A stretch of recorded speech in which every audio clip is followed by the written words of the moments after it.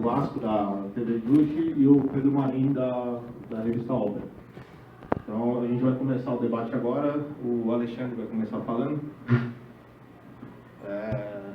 Cada um vai fazer uma fala de mais ou menos 15 minutos. Depois a gente vai abrir para fazer um debate mais específico, discutir todas as questões que aconteceram esse ano dentro da conjuntura da Coreia.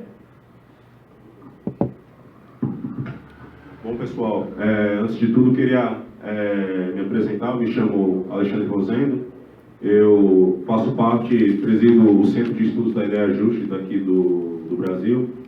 Para mim é sempre um prazer estar falando sobre a questão coreana, até porque é um país que eu já estudo já há bastante tempo. É um país que eu já tive a oportunidade de visitar algumas vezes. Eu tive na Coreia do Norte já 2 vezes, a convite da Associação Coreana de Cientistas Sociais, por intermédio da Embaixada da Coreia do Norte aqui em Brasília, no Brasil. E desde 2010, mais ou menos, que a gente organiza um blog na internet que chama Solidariedade à Coreia Popular.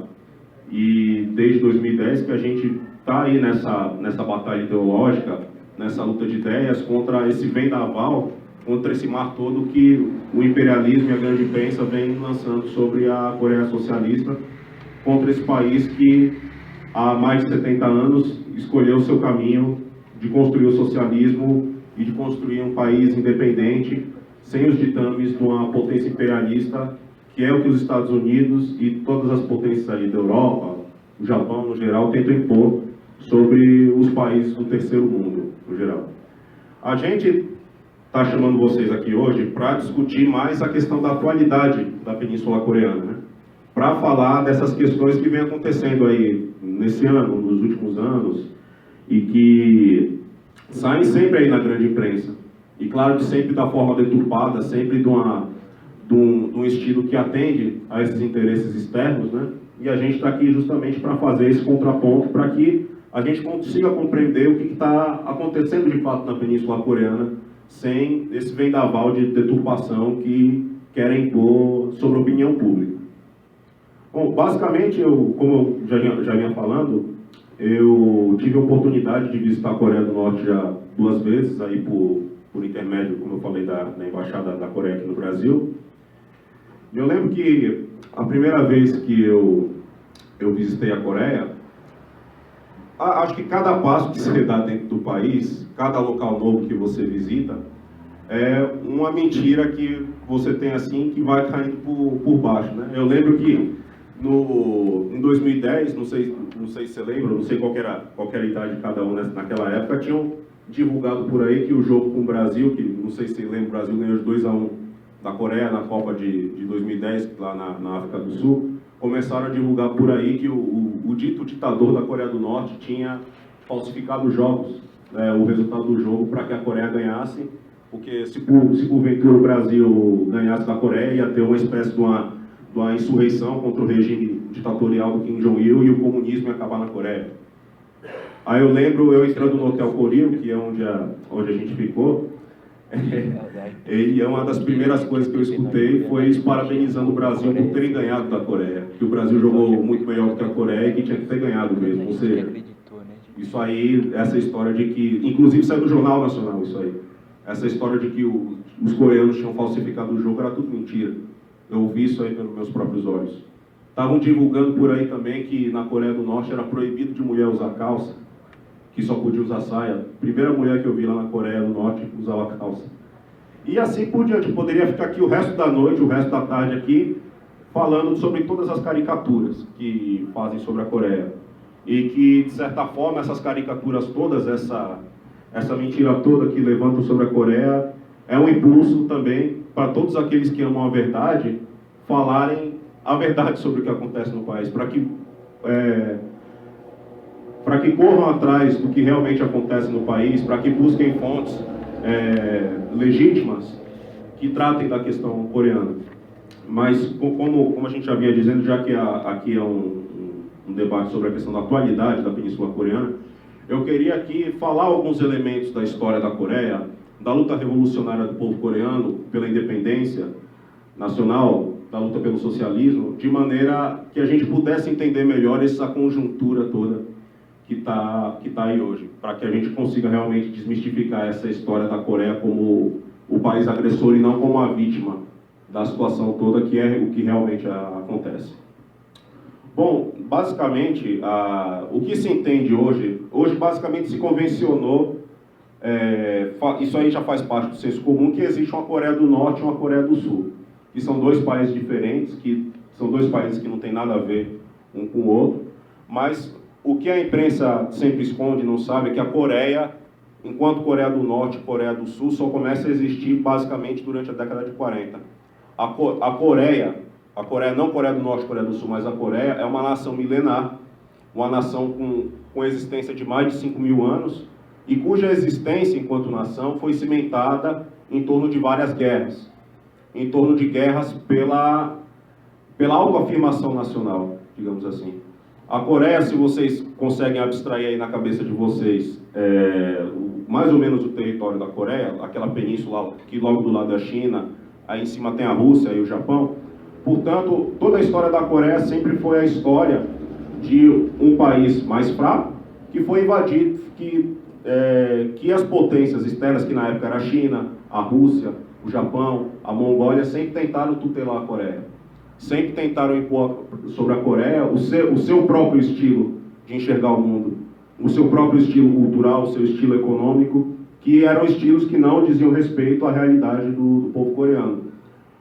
Se você pega todo o período, mais ou menos, do ano 0 depois de Cristo até os dias de hoje, a Coreia fez por volta de umas 15 das 20 guerras só para conseguir expulsar os invasores estrangeiros.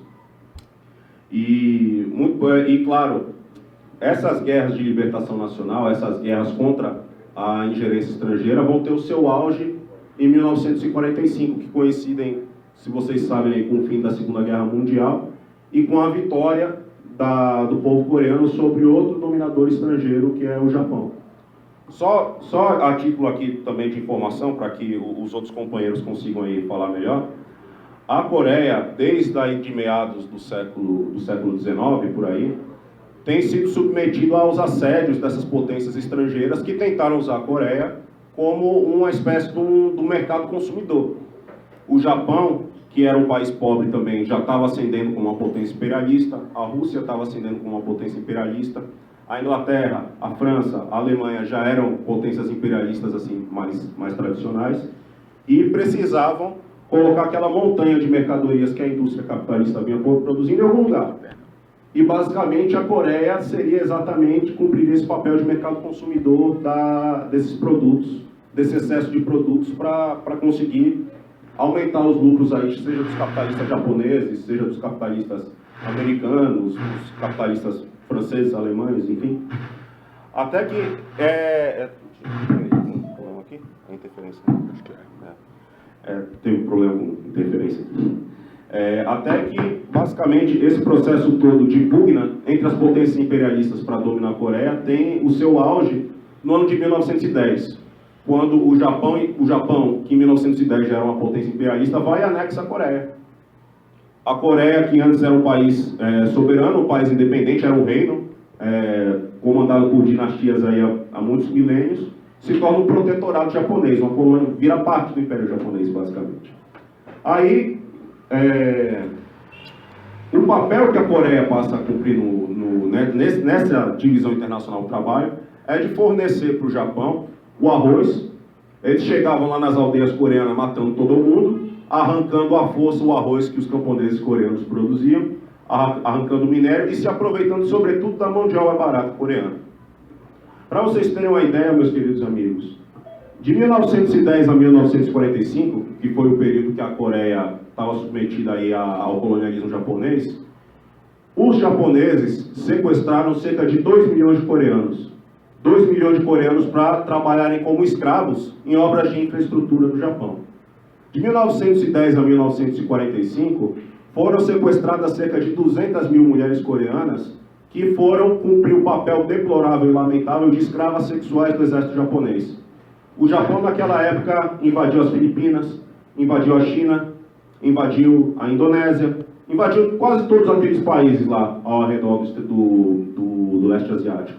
E, claro, a Coreia, como colônia, vinha cumprir o papel digamos, de trampolim para a agressão japonesa sobre todo o leste asiático. Era basicamente essa a questão que estava colocada. Só que para que o Japão conseguisse dominar a Coreia, ele tinha necessariamente que cortar toda a noção de autodeterminação da Coreia. Toda a autoestima nacional, enquanto povo, que foi algo cimentado através de muitas guerras, foi uma coisa que eles tentaram fazer. Para vocês terem uma ideia, a partir de 1910, quando a Coreia virou uma colônia do Japão, os japoneses proibiram o ensino do idioma coreano nas escolas do Japão, nas escolas coreanas. Os coreanos que há milênios já falavam a própria língua foram proibidos do dia para a noite de falar coreano. Vocês conseguem abstrair aí mais ou menos na cabeça o que seria se chegasse um americano aqui e botasse uma pistola na cabeça de cada um e falar: você não vai mais falar português. Você não pode mais ter um nome brasileiro, você vai ter que falar só a língua americana. Foi isso aí que eles fizeram, basicamente. Se vocês pegam para pegar um livro muito interessante, que são as memórias do Kim Il-sung, que foi o principal dirigente da Revolução Coreana, ele conta uma história assim, bem triste, né? Que o Kim Il-sung tinha um tio que se recusou a mudar o nome coreano para o nome japonês. Ele estava lá naquelas repartições públicas que o Japão botou lá e falou: não, eu sou coreano, meu nome é coreano, meu idioma é coreano, eu não vou falar japonês coisa nenhuma. Vocês acreditam, cara, os soldados japoneses que estavam na Coreia na época foram lá e encheram ele de paulada até morrer. Essa era a situação. E não era só o tio do Kim Il-sung que passou por essa situação. Milhões e milhões de coreanos passaram por essa situação todos os dias durante os 35 anos que a Coreia colonizou, que o Japão colonizou a Coreia.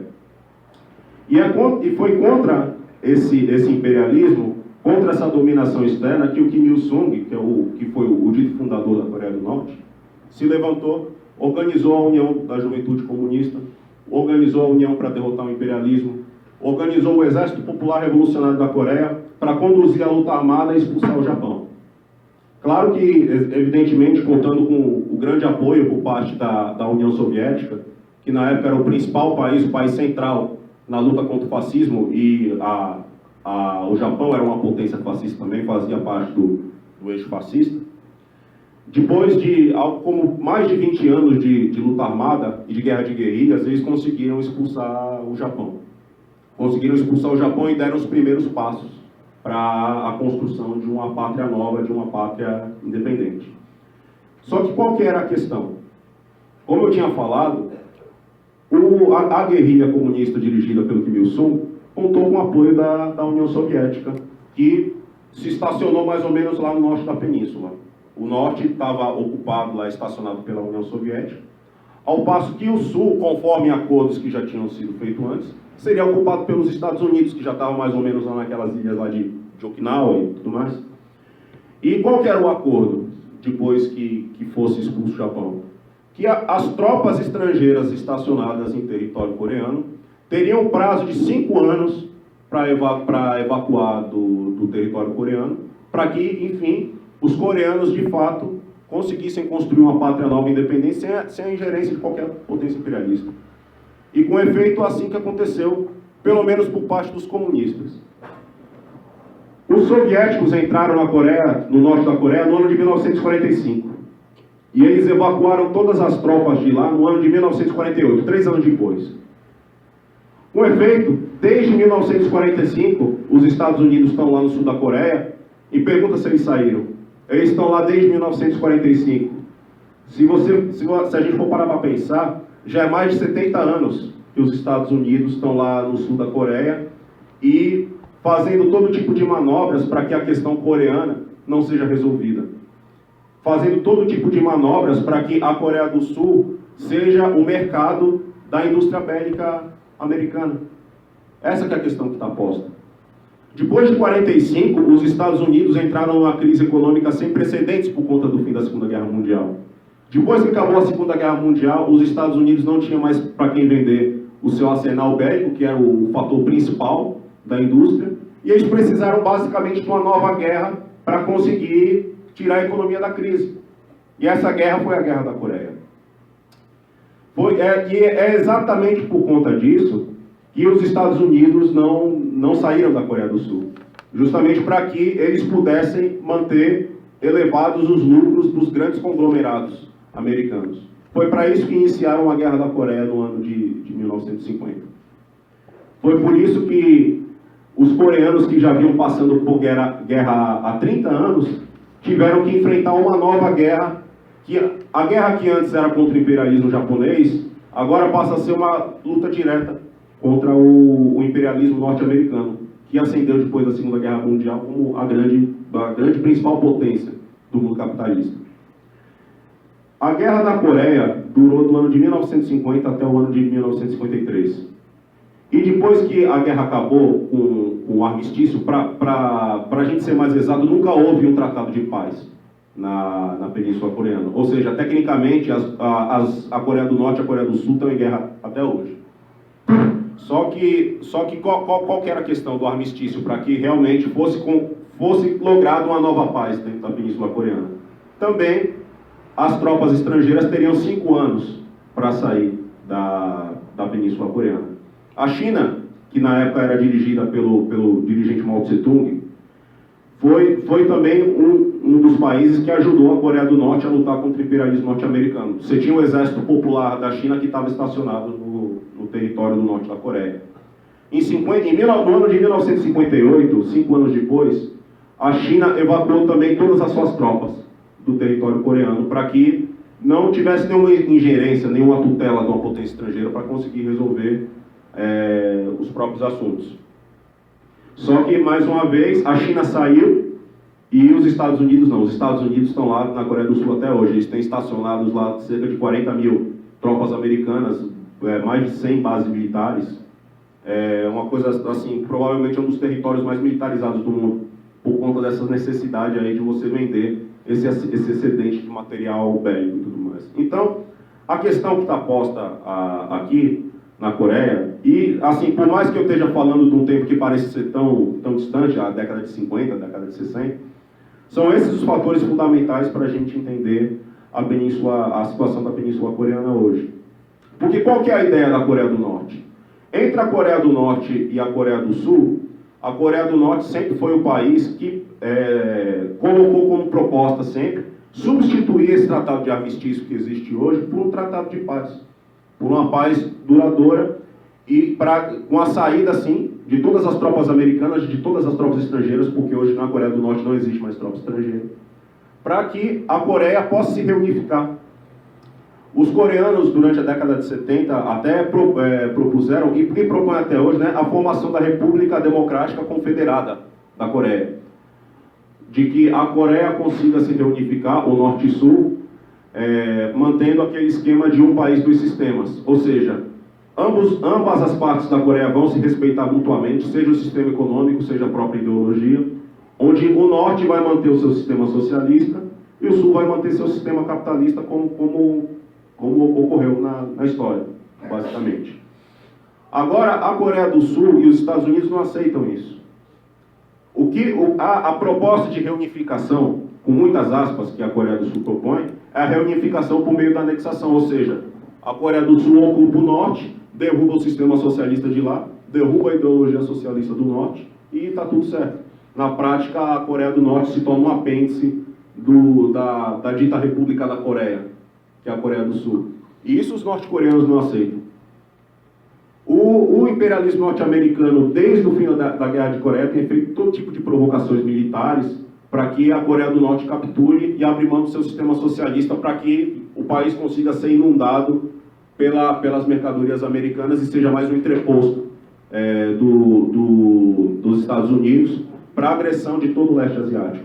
E agora com a China, particularmente, né, que tem feito esse polo contra-hegemônico, contra o imperialismo norte-americano, eles precisam de uma base militar lá, na Coreia do Norte, para que eles consigam fortalecer os seus pontos, aí, assim, digamos, estratégicos no leste da Ásia.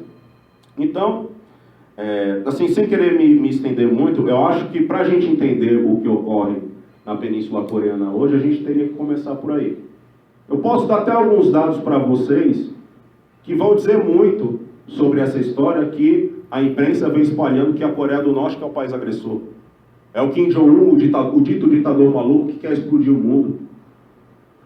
E desde 2010 para cá, todos os anos, os Estados Unidos têm gastado todo ano cerca de 800 bilhões de dólares só com dita defesa, só com armamentos bélicos, 800 bilhões de dólares. 800 bilhões de dólares, isso aí acho que dá quase o dobro do que o Brasil inteiro arrecada todo ano. Ao passo que a Coreia do Norte, o país que é agressor, que quer explodir o mundo, gasta 5 bilhões por ano. Quem sabe de matemática aí, compare 5 bilhões com 800, que vocês vão ver mais ou menos que a história não é por aí. Os Estados Unidos, no mundo inteiro, tem 2.000 bases militares no mundo inteiro. Se vocês pegarem o mapa mundi e apontarem o dedo em qualquer parte do mundo, vocês vão achar uma base militar americana. 2.000 bases militares, vocês sabem o que é isso? Se vocês quiserem, vem aqui com o Claudimar e comprem 2.000 balinhas. Eu vou dizer para vocês, vocês não vão chupar 2.000 balinhas. Agora imaginem o que não é 2.000 balinhas, o que são 2.000 complexos militares americanos no mundo inteiro. Ou seja, realmente a Coreia do Norte é um país agressor? A Coreia do Norte não tem nenhuma base militar em território estrangeiro. Os Estados Unidos têm basicamente no mundo inteiro. Os Estados Unidos gastam 800 bilhões de dólares todo ano. A Coreia do Norte gasta 5. A Coreia do Norte tem uma bomba atômica, mas é uma bomba atômica que tem um caráter particularmente dissuasivo. É uma bomba atômica para que os Estados Unidos não vá muito longe nas suas aventuras militaristas. E, graças à linha do Partido do Trabalho da Coreia de desenvolver a bomba atômica, de dar prioridade aos assuntos militares, que ficou sistematizado numa política que a gente conhece como Songun, até hoje não houve estouro de uma guerra na Península Coreana, graças à linha do Partido do Trabalho da Coreia de desenvolver as suas forças armadas. E essa linha tem se provado correta na medida que nos últimos anos, e os companheiros vão ter mais oportunidade para falar sobre isso, os Estados Unidos têm cedido cada vez mais digamos assim, às ações da Coreia do Norte. Eles sabem muito bem que a Coreia do Norte não é um país fraco. Eles sabem muito bem que se eles tiverem que invadir a Coreia, eles vão ter que matar a população inteira para conseguir derrubar o regime socialista que lá existe. Mas, assim, isso aí já é fala dos outros companheiros. Eu agradeço aqui esse tempinho aqui que eu fiquei falando. Vou passar aqui para o Eduardo, que vai tratar mais dessas questões mais atuais, aprofundar mais. E, posteriormente, aí o Pedro Mário, que vai ficar encarregado de tocar nesses pontos aqui que eu levantei relacionados ao papel da imprensa, sobre a questão coreana e tudo mais. Agradeço aqui, eu vou passar para o Eduardo agora.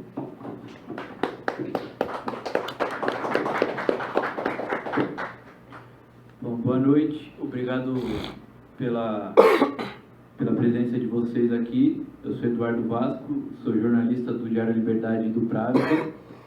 E em setembro do ano passado eu criei um canal no YouTube chamado Justi TV, que é justamente como o camarada Rosendo falou no começo da intervenção dele, que quanto mais a mídia imperialista bate na Coreia do Norte, a gente está vendo mais o pessoal anti-imperialista, né, defendendo a Coreia do Norte. Então, a criação da Justi TV vai nesse sentido de ser um contraponto mais radical em relação às manipulações mediáticas contra o país. Eu vou fazer um pequeno resumo aqui sobre a situação na Península Coreana, né, os últimos acontecimentos desse ano. Em 2016 e 2017, o Conselho de Segurança da ONU, né, lógico, pressionado pelos Estados Unidos, impôs as sanções mais severas contra a Coreia do Norte, que são as mais severas que já foram registradas contra algum país, né? Então, no petróleo, relação de combustíveis, a Coreia do Norte já não, até mesmo a China já parou em 2016 e 2017 principalmente, diminuiu e praticamente parou de ajudar a Coreia do Norte, então ela se viu completamente isolada economicamente. E essas sanções são com a desculpa de pressionar a Coreia do Norte para ela para que ela não desenvolvesse mais o seu programa nuclear, o que a gente viu que não surtiu efeito porque a Coreia do Norte conseguiu terminar o seu programa nuclear. E aí sim, depois que ela terminou o seu programa nuclear, ela percebeu que já não precisava, né, já tinha as mesmas forças dos Estados Unidos em questão nuclear, e os Estados Unidos perceberam que a Coreia do Norte também não ia... Os Estados Unidos sempre tentaram pressionar a Coreia do Norte sem efeito algum. Então foram para o diálogo que foi estabelecido com o passo justamente do Kim Jong-un, né?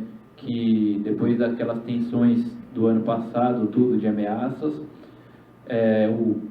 o louco, o ditador, o terrível, o sanguinário, o maníaco Kim Jong-un foi o que, no discurso de ano novo dele, né, de 2017 para 2018, ele falou, desejou para a Coreia do Sul uma boa realização dos Jogos Olímpicos de Inverno de Pyeongchang, né, que foram realizados entre janeiro e fevereiro na Coreia do Sul, e que estava disposto a enviar uma delegação para os Jogos Olímpicos e também de reatar os laços entre Norte e Sul. Então foi com o passo da Coreia do Norte que a situação foi se descongelando, né? Houve essa distensão que a gente está vendo hoje, foi graças à iniciativa da Coreia do Norte. Então, depois desse discurso do Kim Jong-un, teve, logo em seguida, alguns dias depois, já começaram a haver encontros entre oficiais norte e sul-coreanos na fronteira, né, na região lá de Panmunjom, para discutir os rumos da reaproximação, engatinhando naquele momento, né, no começo desse ano. E aí a Coreia do Norte enviou uma delegação para os Jogos Olímpicos de Inverno, desfilou junto com a Coreia do Sul sob a bandeira da Coreia Unificada na cerimônia de abertura dos Jogos Olímpicos de Inverno, e ao mesmo tempo China e Rússia, né, que historicamente são as mais chegadas à Coreia do Norte, né, já também começaram a descongelar, a começar a distender essas relações internacionais da Coreia do Norte. O Kim Jong-un foi até a China, se encontrou com Xi Jinping, o presidente chinês, e também houve intercâmbios culturais e esportivos entre Norte e Sul na época das Olimpíadas dos Jogos Olímpicos de Inverno. E finalmente o encontro entre Kim Jong-un e Moon Jae-in, presidente sul-coreano, em 27 de abril, né, onde foi assinada uma declaração, a declaração de Panmunjom, em que os dois líderes se comprometiam a buscar a paz, a uma reaproximação norte e sul e a uma futura reunificação. Foi aí também que a Coreia do Norte se dispôs a uma desnuclearização, né, que os Estados Unidos entendem de um jeito, a Coreia do Norte entende de outro jeito. E depois, em 12 de junho, houve o encontro do Kim Jong-un com Donald Trump, em 12 de junho, em Singapura, né, que aí também foi um encontro histórico, porque foi pela primeira vez um presidente estadunidense em mandato se encontrou com o líder norte-coreano. E aí a gente está vendo, desde então, desde o começo do ano, um processo realmente de reaproximação como jamais a gente havia visto, né, desde a Guerra da Coreia, desde a divisão da Coreia.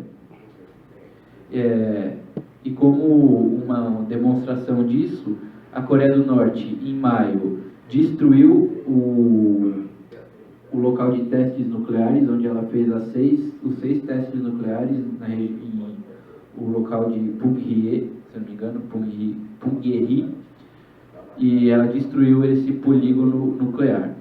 Em abril também, no mês de encontro entre Kim e Moon, a Coreia do Norte anunciou oficialmente que ia mudar um pouco a sua estratégia e colocar em marcha uma linha estratégica para concentrar os esforços principais no desenvolvimento econômico do país, já que o desenvolvimento militar já estava completo com com o seu desenvolvimento nuclear terminado. Então, agora que já está completamente protegida, né, com o arsenal nuclear para se proteger dos Estados Unidos, que não vão querer atacar a Coreia do Norte tendo um inimigo com potencial nuclear, agora a Coreia do Norte já está mais tranquila em relação à defesa, então pode gastar os seus recursos, direcionar os seus recursos mais para a área econômica. E que a gente pode ver, inclusive, um desenvolvimento econômico nos últimos anos e talvez daqui para frente até maior na Coreia do Norte. E a partir disso, dessa reaproximação com a Coreia do Sul, com os Estados Unidos, com China e com a Rússia, a Coreia do Norte tem também se aproximado de outros países, principalmente da Ásia. A reunião com o Trump foi em Singapura, tem embaixada em Singapura. A Coreia do Norte foi convidada para o fórum da Asia, né, que é a Associação dos Países do Sudeste Asiático.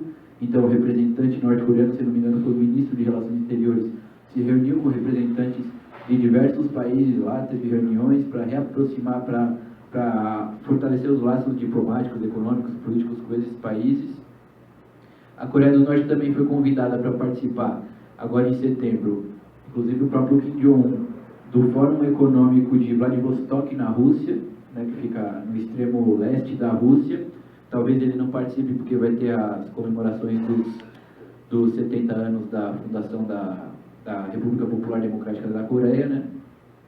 E com a Coreia do Sul, essa integração, né, a gente teve já 2 encontros entre Kim Jong-un e Moon Jae-in, e vai ter agora em setembro também um novo encontro em Pyongyang, né? O Moon Jae-in, presidente da Coreia do Sul, vai para Pyongyang para se encontrar com o Kim Jong-un. E na Coreia, entre Coreia do Sul e Coreia do Norte, está tendo também já avanços na integração entre as duas Coreias. Então, na região de Kaesong, na cidade de Kaesong, fronteiriça, que fica em território norte-coreano, que é uma zona econômica especial de desenvolvimento econômico da Coreia do Norte, que tem empresas de vários países do mundo, sul-coreanas inclusive, já foi criado um escritório de integração econômica entre Norte e Sul, e o próprio presidente sul-coreano Moon Jae-in anunciou esses dias aqui que ele está interessado em uma comunidade econômica entre Norte e Sul. E além disso, a gente também está vendo uma integração no sentido de uma ferrovia para integrar a ferrovia intercoreana, transcoreana, Norte e Sul, para ligar o Norte com o Sul, e para ligar essa transcoreana com a ferrovia transiberiana, né, que passa por toda a Sibéria, por toda a Rússia e vai para a Europa. Então, ligando o Norte e o Sul, a linha ferroviária, com a Rússia, abre, né, um potencial para a Coreia do Norte se integrar tanto com o Sul, como com a Rússia, como com outros países, inclusive da Europa, economicamente. Além disso, também a Gazprom, a empresa russa, gigante russa de gás, tem interesse também em construir um gasoduto transcoreano, o que é outro indício de integração Norte e Sul com o resto da Eurásia, né? E a gente também está vendo com os Estados Unidos, né? O Kim Jong-un se encontrou com o Trump em 12 de junho.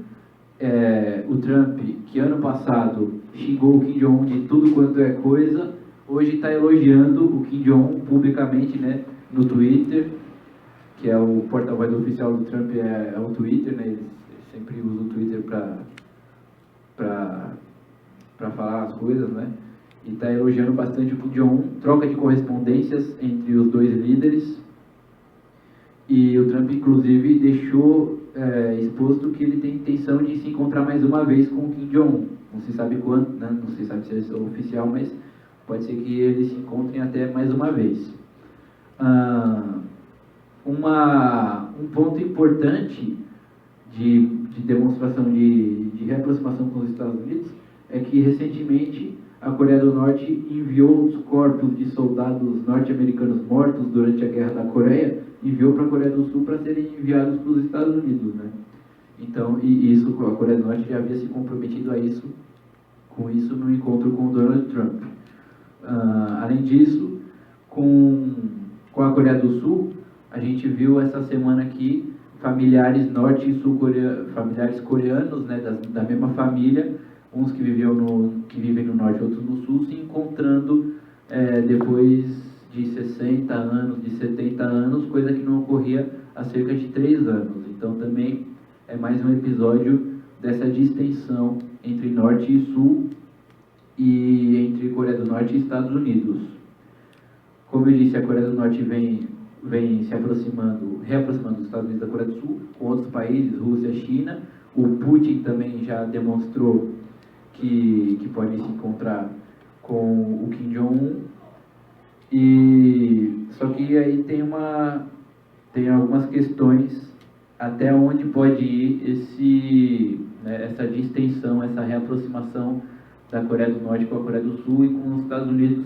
Mas aí eu posso deixar para debate aqui entre a gente, porque agora eu vou passar a falar para o Pedro Mari. Obrigado.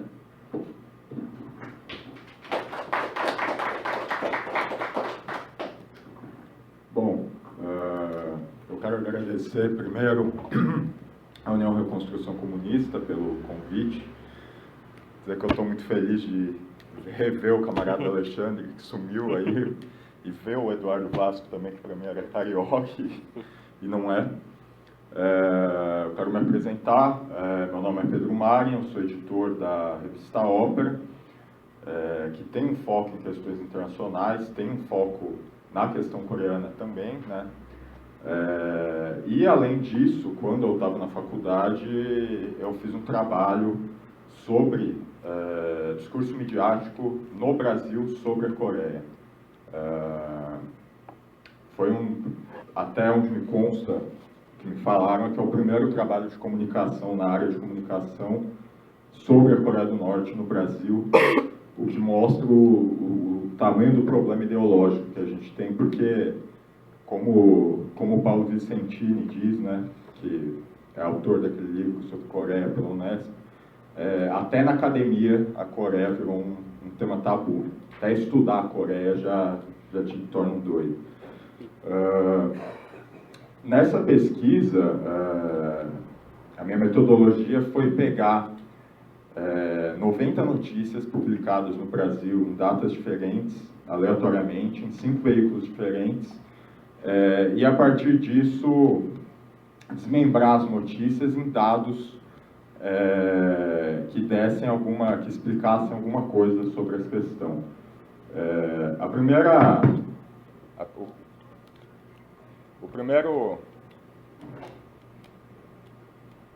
Enfim, eu posso falar assim.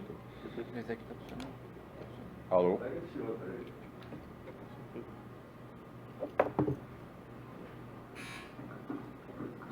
Bom, esse aqui voltou de qualquer maneira. O primeiro dado que é interessante, que foi recolhido, é que a maior parte das notícias publicadas no Brasil sobre a Coreia do Norte, na verdade não foram escritas no Brasil. Como o Nelson Verdex Sodré cita naquele livro História da Imprensa do Brasil, ele já citava naquele momento que a maior parte das notícias no Brasil, na verdade, são feitas por agências internacionais, e isso se manteve. Dessas 90 notícias, 80 foram feitas em agências ou em veículos internacionais, 12% não foram 80%, 12% não foram especificados, não consegui recolher, não tinha citação, e só 7% tinham redação própria. Então vocês percebam que, quando falam assim, que não, os Estados Unidos têm interesses na Coreia, ou que a Coreia do Sul tem determinados interesses e que esses interesses são reproduzidos, não é só porque você tem a roda da ideologia completa e os nossos jornalistas não sabem nada sobre Coreia, é porque literalmente se produz nos Estados Unidos, se produz na Coreia do Sul as notícias que chegam no Brasil sobre a Coreia. Um outro dado, que eu acho que foi o principal, porque foi o que permitiu identificar que realmente existe uma política de hegemonia discursiva, que eu chamei de hegemonia discursiva sobre a Coreia, é a presença de termos abertamente pejorativos nessas matérias. O que eu fiz foi ler matéria por matéria, das 90 matérias, e ir classificando numa tabela quais tinham tais termos, quais tinham outros termos. E é impressionante porque 54% das notícias tinham algum termo abertamente pejorativo sobre a Coreia, sobre o Kim Jong-un, sobre o sistema coreano ou sobre o povo coreano. E aí tem um tom mais racista, o que é impressionante. Só que eu fiz o mesmo com os Estados Unidos e a Coreia do Sul nessas notícias. E nenhuma notícia tinha qualquer tipo de termo pejorativo sobre os Estados Unidos ou a Coreia do Sul, ou sobre os feitos dos Estados Unidos e a Coreia do Sul ao longo da história. É importante a gente entender que quando a gente fala de imprensa, quando a gente fala de ideologia, a gente tem a imprensa um vetor fundamental. O Gramsci já colocava a importância da imprensa na produção ideológica. E na Coreia, isso vem já, se o Ésquilo, o pai da tragédia, dizia que a primeira vítima na guerra é verdade, na Coreia você já tem aí pelo menos 70 anos disso. Tem um autor norte-americano que estuda a Coreia, e ele cita num livro dele, por exemplo, um editorial do New York Times nos anos 50, que dizia o seguinte, 14 de julho de 1950. Nós enfrentamos um exército de bárbaros, habilidosos no tipo de guerra que lutam, como as hordas de Gengis Khan. Eles se espelham no livro nazista da Blitzkrieg e estão usando todas as armas do medo e do terror. Aí ele continua. Participam da luta mongóis, asiáticos soviéticos e uma variedade de raças, alguns dos povos mais primitivos que existem. Esse tipo de coisa, como o Bruce Cummings coloca no livro dele, molda a guerra. Porque se você tem um inimigo que, por exemplo, luta de forma tenaz contra você, você fala, bom, então deve ter algum motivo, afinal de contas, ele deve achar isso justo, você pode se aproximar. Mas aí você cria uma narrativa que desaproxima o inimigo de você. Porque ele não luta porque é justo, ele luta porque é bárbaro, porque ele é um povo atrasado, porque ele é asiático. Isso aí, num contexto de guerra, num contexto de guerra saindo da maior guerra que se já teve, da Segunda Guerra Mundial, é importante para, primeiro, você reforça o moral dos seus soldados. Segundo, você impossibilita que essa guerra seja um grande ponto de tensão na política nacional. E terceiro, você deslegitima o inimigo do ponto de vista internacional também. Esse tipo de estratégia que vem sendo usado desde os anos 50 contra a Coreia, e continua sendo usado hoje, tem resultados práticos. Tem uma pesquisa de agosto de 2017 da CNN, na qual 62% dos entrevistados, por exemplo, disseram que a Coreia do Norte é uma ameaça muito séria à segurança dos Estados Unidos. É a segunda maior ameaça. Ficou atrás do Estado Islâmico com 64%. 2% de diferença. E nessa mesma pesquisa, metade, 50%, disseram apoiar o uso de ações militares por parte dos Estados Unidos em resposta ao desenvolvimento e teste de armas que possam atingir o seu país. Vocês vejam que não é no caso da Coreia realmente atingir o país, é em resposta ao desenvolvimento de armas que possam atingir o país.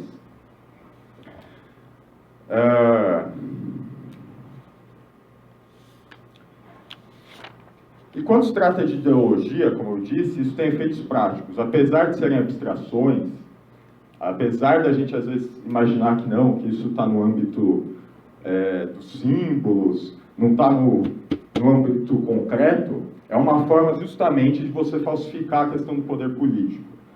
Porque na situação coreana, onde você tem uma disputa entre várias nações ali, em termos de hegemonia, desde sempre, aliás, a China, a Rússia, o Japão,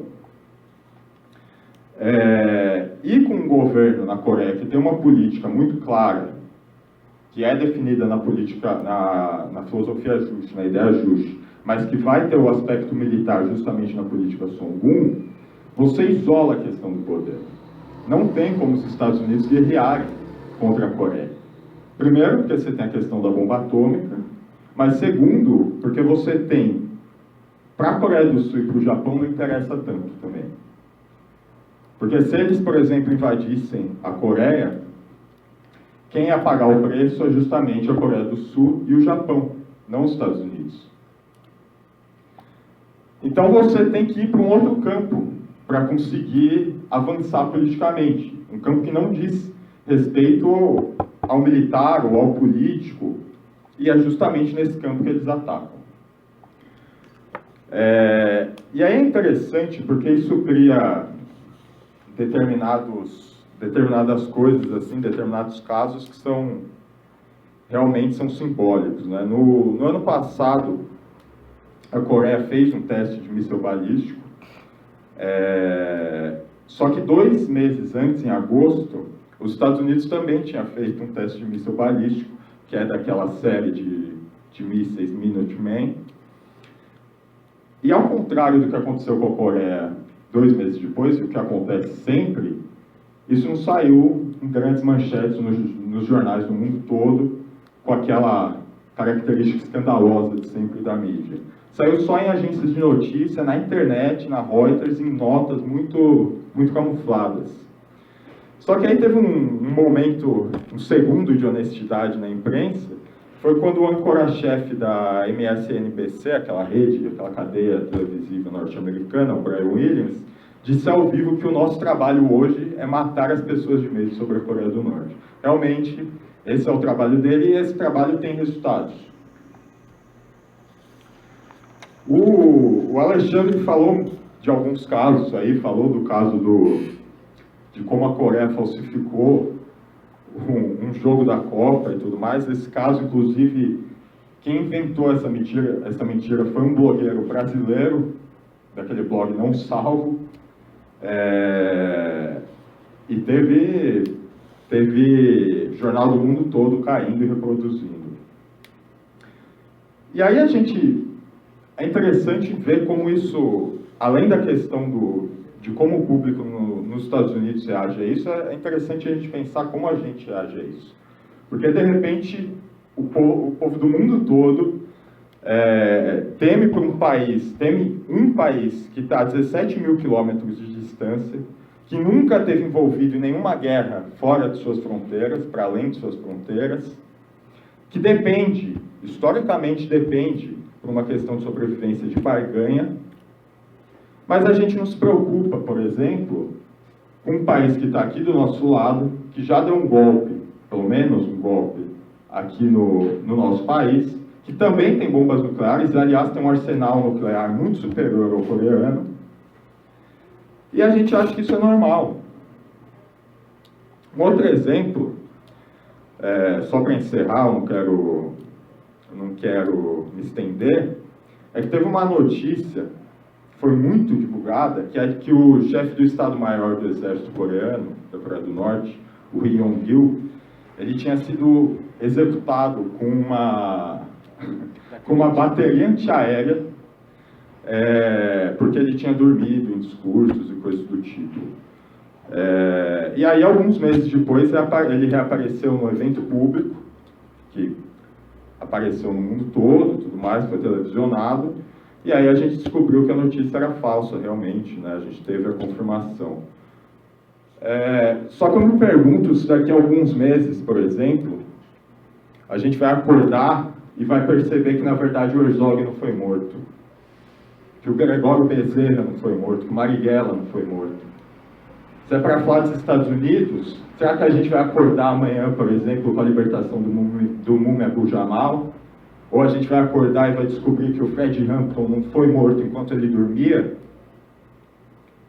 Ou mesmo se é para falar de Brasil, já que a imprensa gosta tanto de fazer essa separação entre a democracia que a gente tem no nosso país, essa democracia perfeita, e a ditadura sanguinária, abominável da Coreia, será que a gente vai acordar amanhã e descobrir que a vereadora Marielle Franco não tomou um monte de tiro?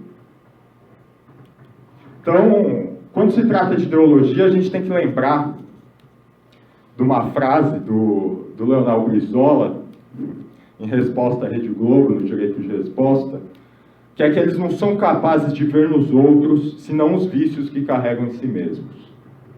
Porque vocês vejam, todas as acusações que se fazem em relação à Coreia, absolutamente todas, revelam muito mais sobre os Estados Unidos, sobre o nosso país, sobre a história do Japão, do que sobre a Coreia. E aí, eu quero dar mais um salto, só para finalizar, e lembrar que quando a gente, por exemplo, a gente se preocupa com um país a 17 mil quilômetros, com o fato desse país ter estátuas de bronze homenageando seus líderes, a gente começa a esquecer da situação do nosso país. A gente começa a esquecer da situação da morte e vida severina, como o João Cabral de Melo Neto falou, que mata de velhice antes dos 30, de emboscada antes dos 20 e de fome um pouco por dia.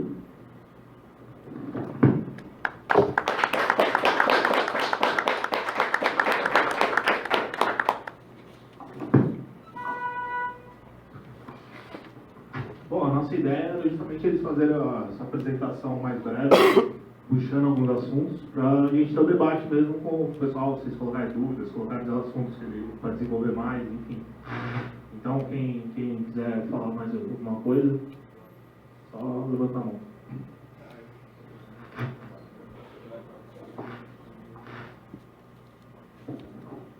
Primeiro, boa noite a todos, camaradas presentes.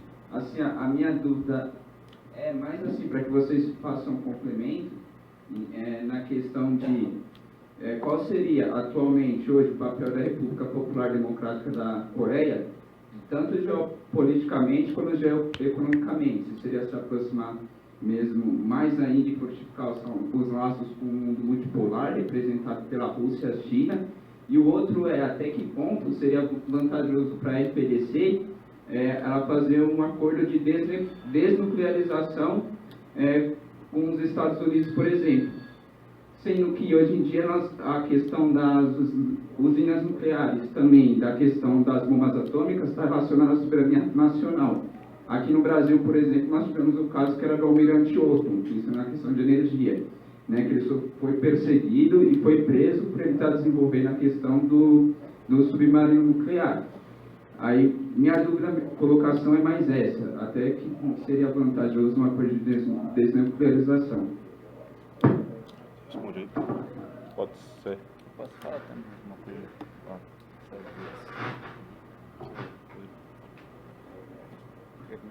Pode ser. Bom, eu acho que eu vou deixar a questão do papel geopolítico e econômico mais para o Eduardo, que ele está mais... Pode falar. Bom, tudo bem. E falar da questão da desnuclearização. Realmente essa é a pergunta de $1 milhão. É muito difícil, literalmente de $1 milhão, talvez. Porque o desenvolvimento nuclear da Coreia, não só ele possibilita que os Estados Unidos não ataquem eles em última instância, por exemplo, como possibilita uma situação de barganha política e econômica da Coreia, da qual ela colhe benefícios. E a gente tem que lembrar que a Coreia, por exemplo, do ponto de vista energético, tem uma dependência grande. Eles não têm petróleo, por exemplo. E mesmo do ponto de vista agrícola, eu acho que você tem esse dado, que é a questão da cadeia montanhosa e tal, 80%? 80% do território coreano é só montanha. É só montanha. Então você tem também a questão, e isso explica, por exemplo, parte do problema na década de 90 da fome, porque você tem problema natural também na Coreia, tanto de seca quanto do inverno rigoroso, somada à questão que 80% do território está em cadeia montanhosa, fica difícil plantar, como se já não fosse ser difícil plantar pela questão da dependência de não ter petróleo, né? Eu acho realmente que a Coreia conseguiria se desnuclearizar se eles tivessem a certeza de que os Estados Unidos não fossem atacar eles, ou que eles tivessem eles pudessem se ressalvar disso aí, né? Se resguardar disso aí. E isso é difícil, na real. O que eles vão pedir são gestos tipo, olha, vocês têm que deixar a Coreia do Sul, e mesmo assim é difícil, porque a situação política da Coreia do Sul muda muito.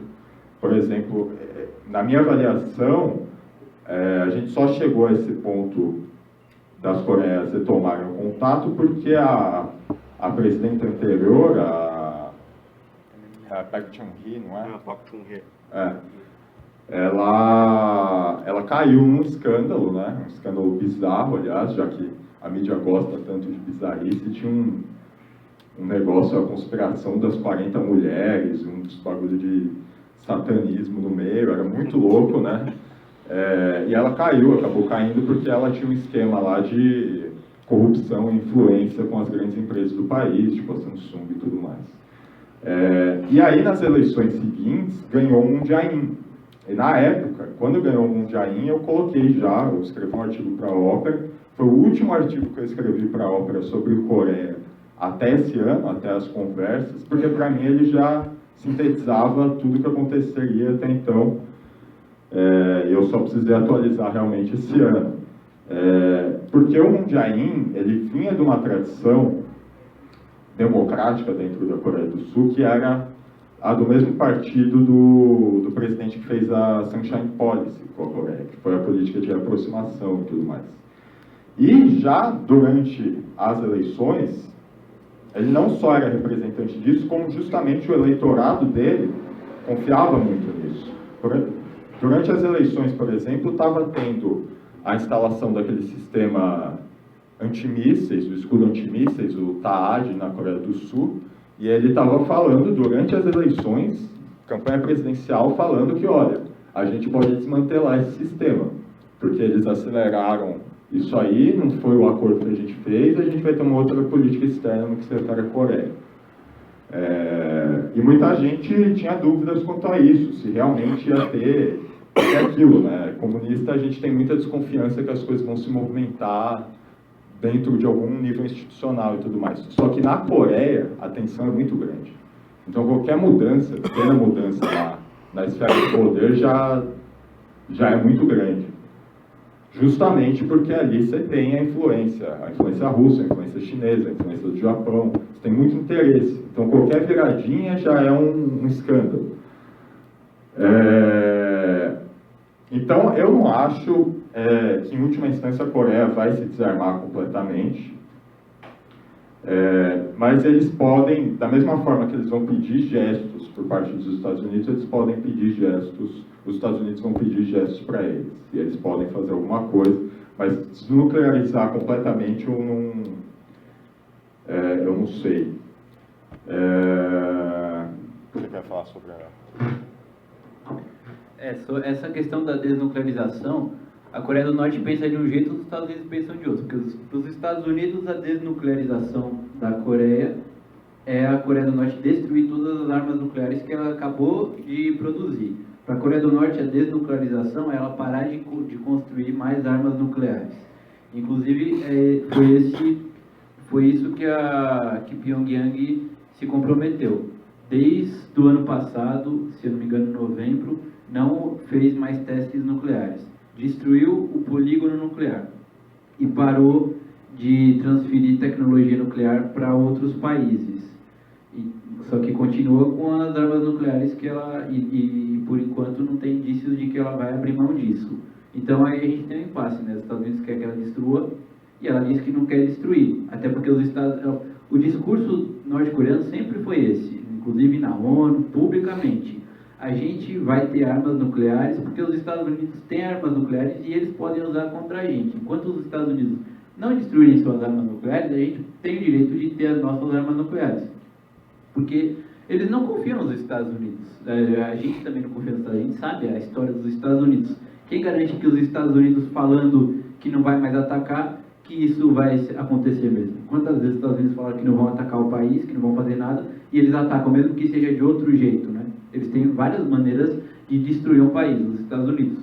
Então, a gente vê uma reaproximação, uma melhora nas relações, só que a gente tem que saber, fica a dúvida, né? Até onde vai essa melhora nas relações? Porque vai ter uma hora que...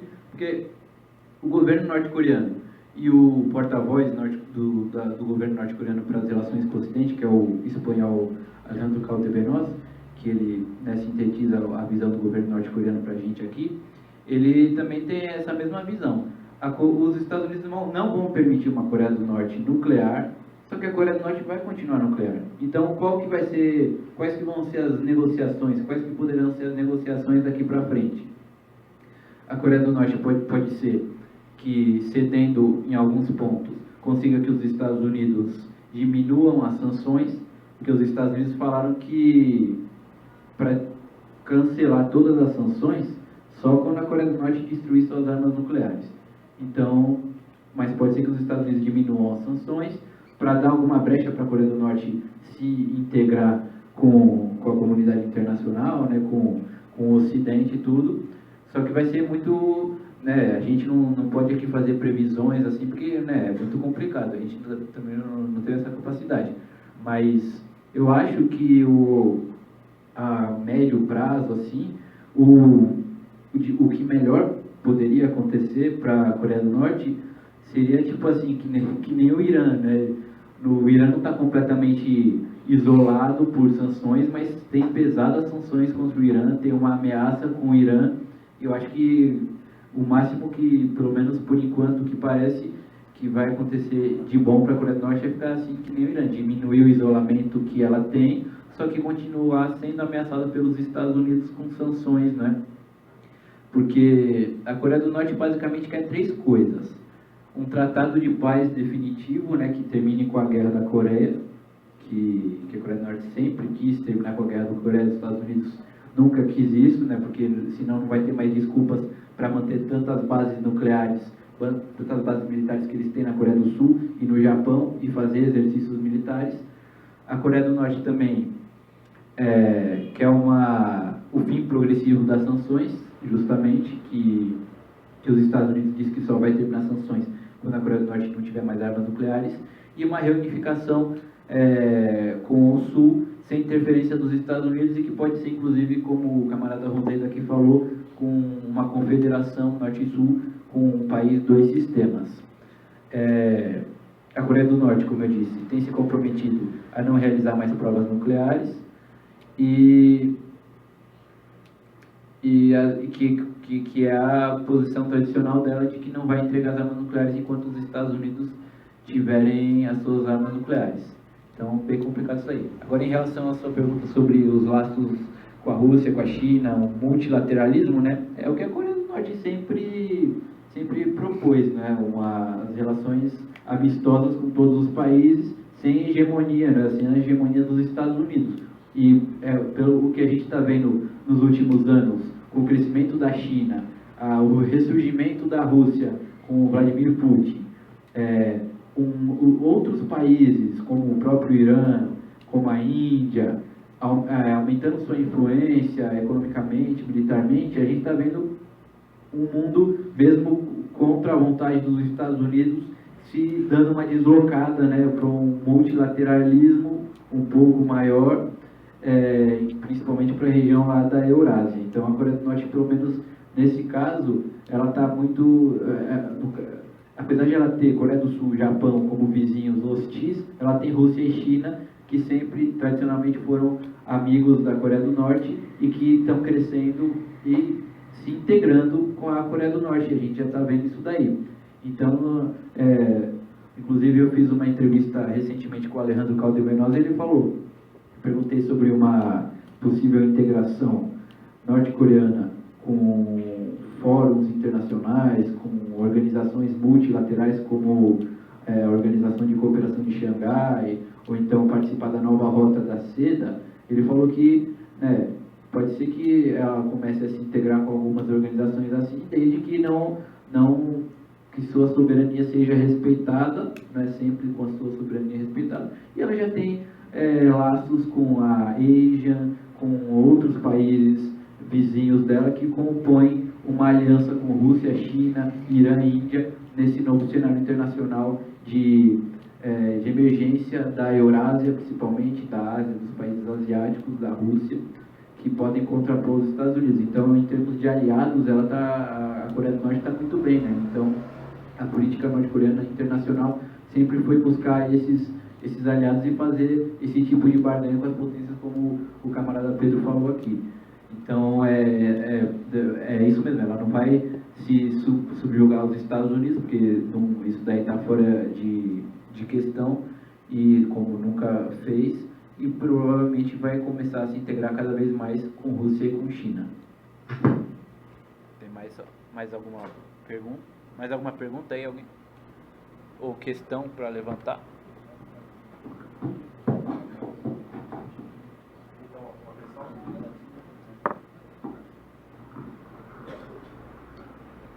Deixa eu falar de umas coisas aí de aqui, do pessoal.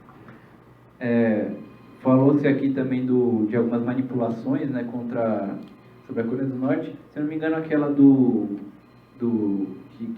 foi na Copa de 2014, que foi um brasileiro, eu acho, né? Porque a Coreia do Norte nem estava na Copa de 2014. Sim. E aí falaram que a TV norte-coreana mostrou os gols da Coreia do Norte eliminando todo mundo. Eliminou o Japão, ganhou de goleada 7-0 do Japão, 10-0 da Coreia do Sul. No final da Copa ganhava de 7-0 do Brasil. 7-0 do Brasil, dos Estados Unidos, alguma coisa assim, goleando todo mundo com goleadas monumentais. Então, e pior é que tem gente aqui no Brasil que acredita que os norte-coreanos acreditam nisso, né? Então, e eles falam, esses caras são muito burros, esses norte-coreanos acreditam nisso, sendo que na verdade burros são eles que estão acreditando nessa mentira idiota, né? Como que pode achar que o povo acredita que o país deles, que nem está na Copa, que eles sabem que não está na Copa, vai ganhar de 7-0 do Brasil, 8-0 do Japão e tudo mais. E esse do ministro da Defesa aí, que dizem que foi morto por uma bateria antiaérea por ter cochilado no desfile, e no dia seguinte ele apareceu lá na TV norte-coreana. Inclusive, a notícia de que ele teria sido fuzilado foi notícia no Jornal Nacional. O Jornal Nacional noticiou essa mentira aí. E o Pedro falou aqui que o quanto acusam a Coreia do Norte, né, de ditaduras, não sei o que lá, isso daí serve para os próprios países, né?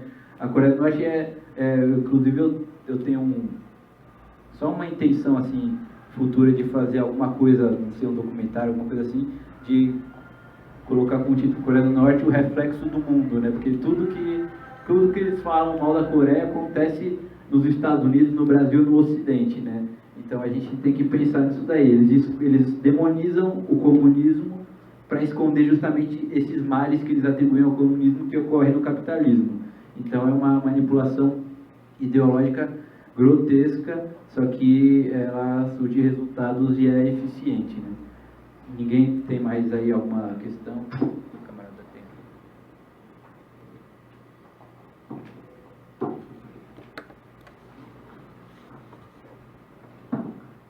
Oi, boa noite. Eu queria perguntar para o Alexandre, com mais detalhes, como é que foi a chegada e como é que foi a experiência, como foi a sua experiência na Coreia Popular. Porque eu tenho muita vontade de conhecer lá, pretendo ir lá para lá um dia, e eu gostaria de saber como é que foi essa experiência.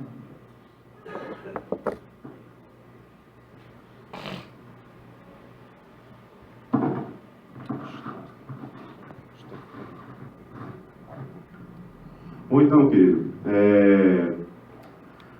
a gente, como eu tinha dito, né, a gente fundou aquele blog Solidariedade Coreia Popular no ano de 2010. Eu lembro que, mais ou menos em agosto, ou início de setembro, o antigo conselheiro da Embaixada da Coreia Socialista aqui no Brasil era o Lee Jong-ho, o nome dele. Ele tinha me convidado no telefone, ele enviou uma carta lá para a casa onde eu morava na época, me convidando para essa cerimônia na Embaixada da Coreia, por ocasião, se não me engano, era de 62 anos da fundação da República Popular Democrática da Coreia, no ano de 2010. Aí, nessa ocasião, quando estava lá em Brasília, a gente conversou e ele me convidou para ir para a Coreia. E, inclusive, falou que se pudesse para levar mais gente comigo, porque eles ficavam muito felizes de que, assim, você já tinha naquela época, no ano de 2010, algumas organizações que faziam trabalho de solidariedade com a Coreia. Nomeadamente, na época, mais o PCdoB e o PPL, o antigo MR8, que é o atual PPL. Hoje em dia, eu acho que já houve um salto muito positivo, porque hoje em dia você tem 300 organizações que apoiam a Coreia. Pelo menos entre a esquerda, a Coreia deixou de ser um tabu. Então, assim, o fato de a gente ter dado esse pontapé inicial, eu fico muito orgulhoso disso. Mas aí, quanto à minha estadia na Coreia, eu tive lá 2 vezes, nos anos de 2011 e 2012.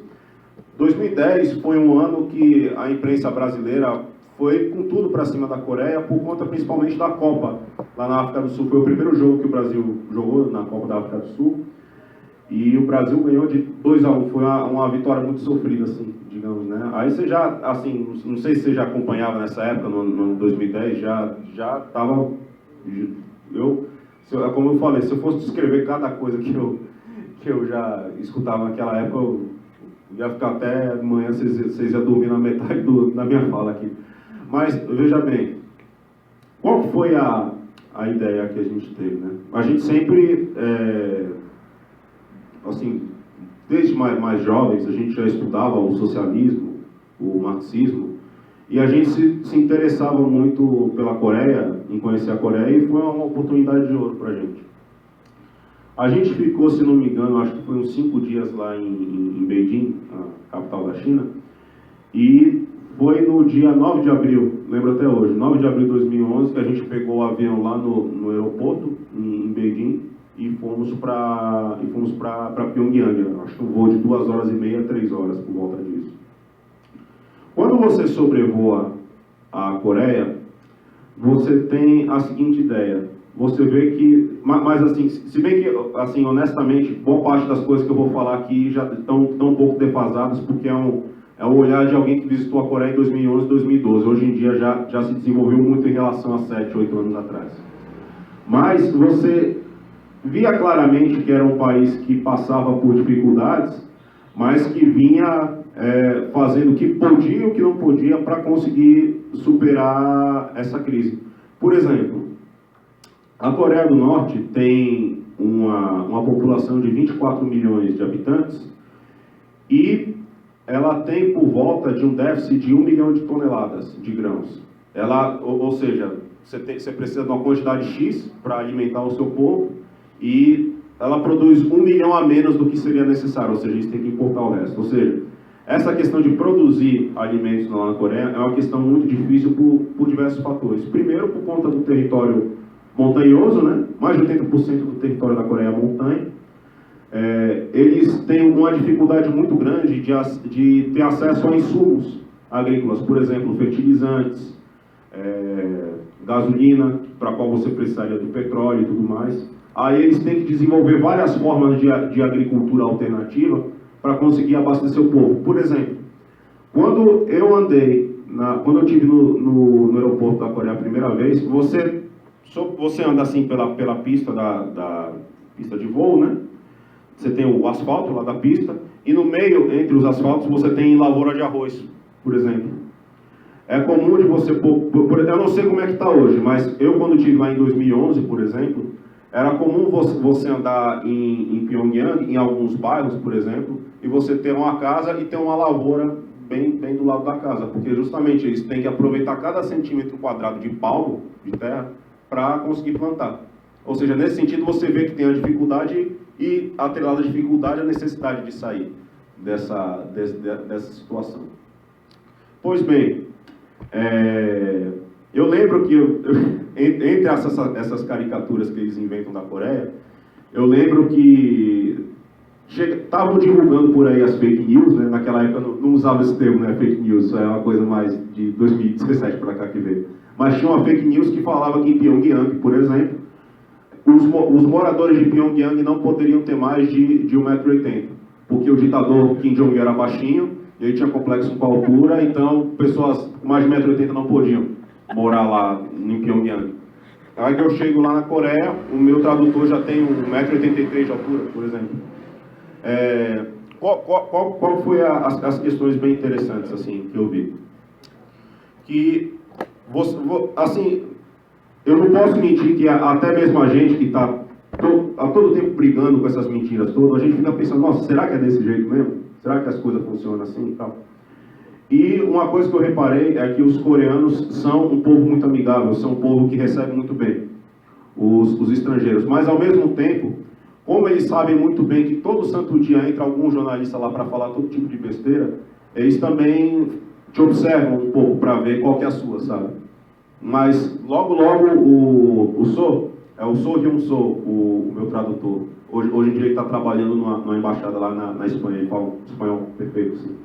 Ele, logo no primeiro dia ele viu que a gente era amigo realmente da Coreia, e ele na prática foi muito mais um amigo que estava com a gente do que um tradutor, propriamente dito assim, sabe? A gente chegou no primeiro dia, pegamos nossas malas lá no aeroporto e tudo mais. Aí ele chegou depois, já tinha visto a gente, né? Pegou a gente aqui pelos braços, falou, ó, vocês são gente VIP daqui, ou seja, tipo, a gente furou a fila lá, pegamos as nossas malas e entramos na van para ir pro Hotel Coril, que é onde a gente ficou hospedado, né? Logo quando a gente chegou lá no Hotel Coril, teve um pessoal da Associação Coreana de Cientistas Sociais que recebeu a gente, né?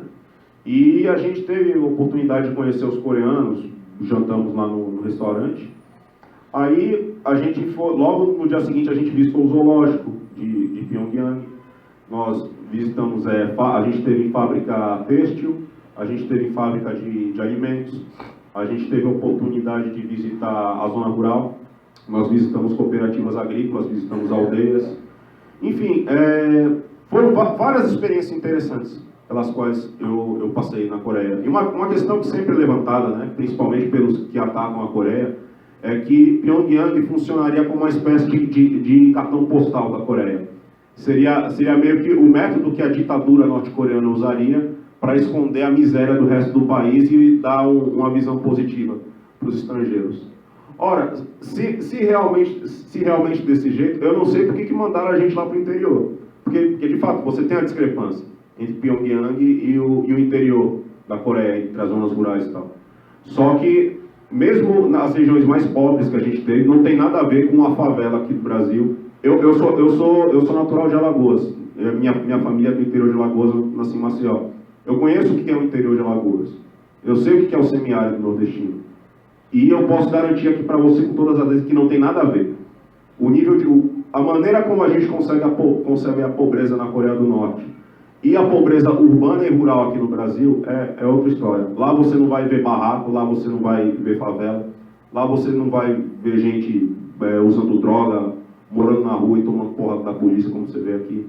Lá você não vai ter morador de barraco que chega no meio da noite lá, chega, toca fogo na sua casa para que você saia e chega a construtora lá para pegar o terreno e revender 10 anos depois a um preço superfaturado. Ou seja, assim que acabar aqui, depois a gente pega uma linguiça, fica conversando, aí dá para ficar até o resto da noite batendo papo aí sobre a minha estadia na Coreia. Mas basicamente foi isso, né? A gente teve a oportunidade também de desenvolver discussões políticas com os amigos lá da Associação Coreana de Cientistas Sociais. Teve um companheiro lá que ficou muito amigo nosso, é o Dr. Oh Sun-chol, que a gente teve a oportunidade de discutir ideia justa, discutir marxismo. Foram coisas bem interessantes e que, de certa forma, renovam, né, a convicção na luta pelo socialismo. Ainda que com as particularidades devidas da Coreia, o que teria de errado de trazer algo parecido com isso, o socialismo, o comunismo, para um país que nem o Brasil, por exemplo, um país que, ao contrário da Coreia, tem terras para alimentar o mundo inteiro, teria muito mais facilidade para construir um socialismo ou coisa do tipo. Enfim, é basicamente isso, mas assim, eu posso entrar em mais detalhes assim que acabar aqui, então a gente conversa, se tiver um horário aí para a gente conversar. Não sei se era exatamente isso que você queria que eu falasse.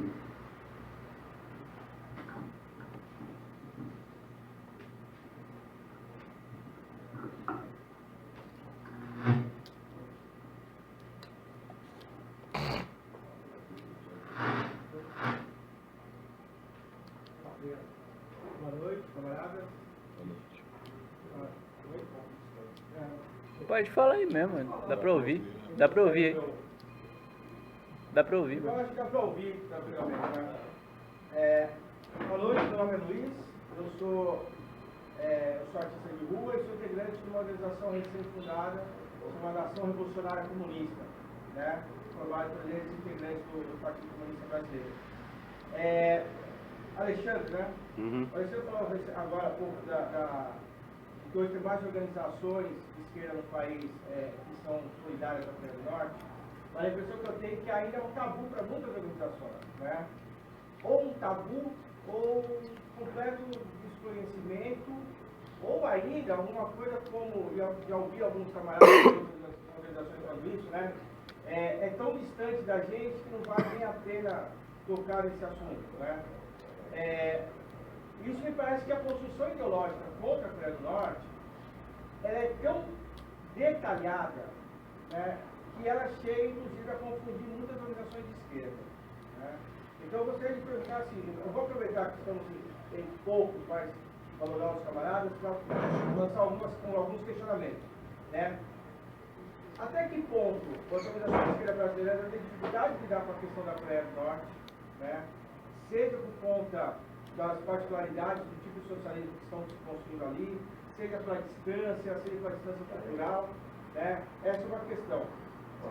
A outra questão é, a China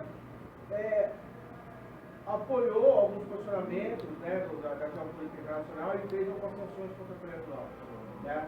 Até que ponto essas sanções elas são táticas para a China, mas que não necessariamente afetam a Coreia do Norte, ou se afetam, quer dizer, se esse isolamento da Coreia do Norte ele é real e perigoso para a Coreia do Norte, até que ponto essa geopolítica consegue se estabelecer, né? Até que ponto consegue se organizar a partir daí, e também até que ponto essa aproximação com os Estados Unidos, evidentemente, na questão econômica, na questão de abertura de mercado, de conseguir dialogar com o mundo, é importante essa aproximação, mas até que ponto isso pode ser perigoso para a Coreia do Norte. Por exemplo, a União Soviética se aproximou dos Estados Unidos, né? Não vou falar que só pode por conta disso, mas a União Soviética se esfacelou, né? Essa abertura permitiu a ação de grupos internos, como os Estados Unidos sempre fez ao longo da história. Até que ponto é perigoso para a Coreia do Norte? Até que ponto a Coreia do Norte ela sabe exatamente o que está fazendo todo o controle necessário para que isso não acabe se tornando um tiro no pé. É um jogo, né? Um jogo diplomático, um jogo econômico, é um risco que tem que ser comprado, mas até que ponto a impressão de vocês é que esse risco está sendo calculado da forma como deve ser calculado, né? E até que ponto realmente ela desmantelou as suas instalações nucleares, né? Eu sei que são várias perguntas, eu estou só me aproveitando, estava muito pouco, para poder aproveitar para mais dessas questões. Isso aqui não funciona, não? Do qual? Das relações com os Estados Unidos? Não, das sanções.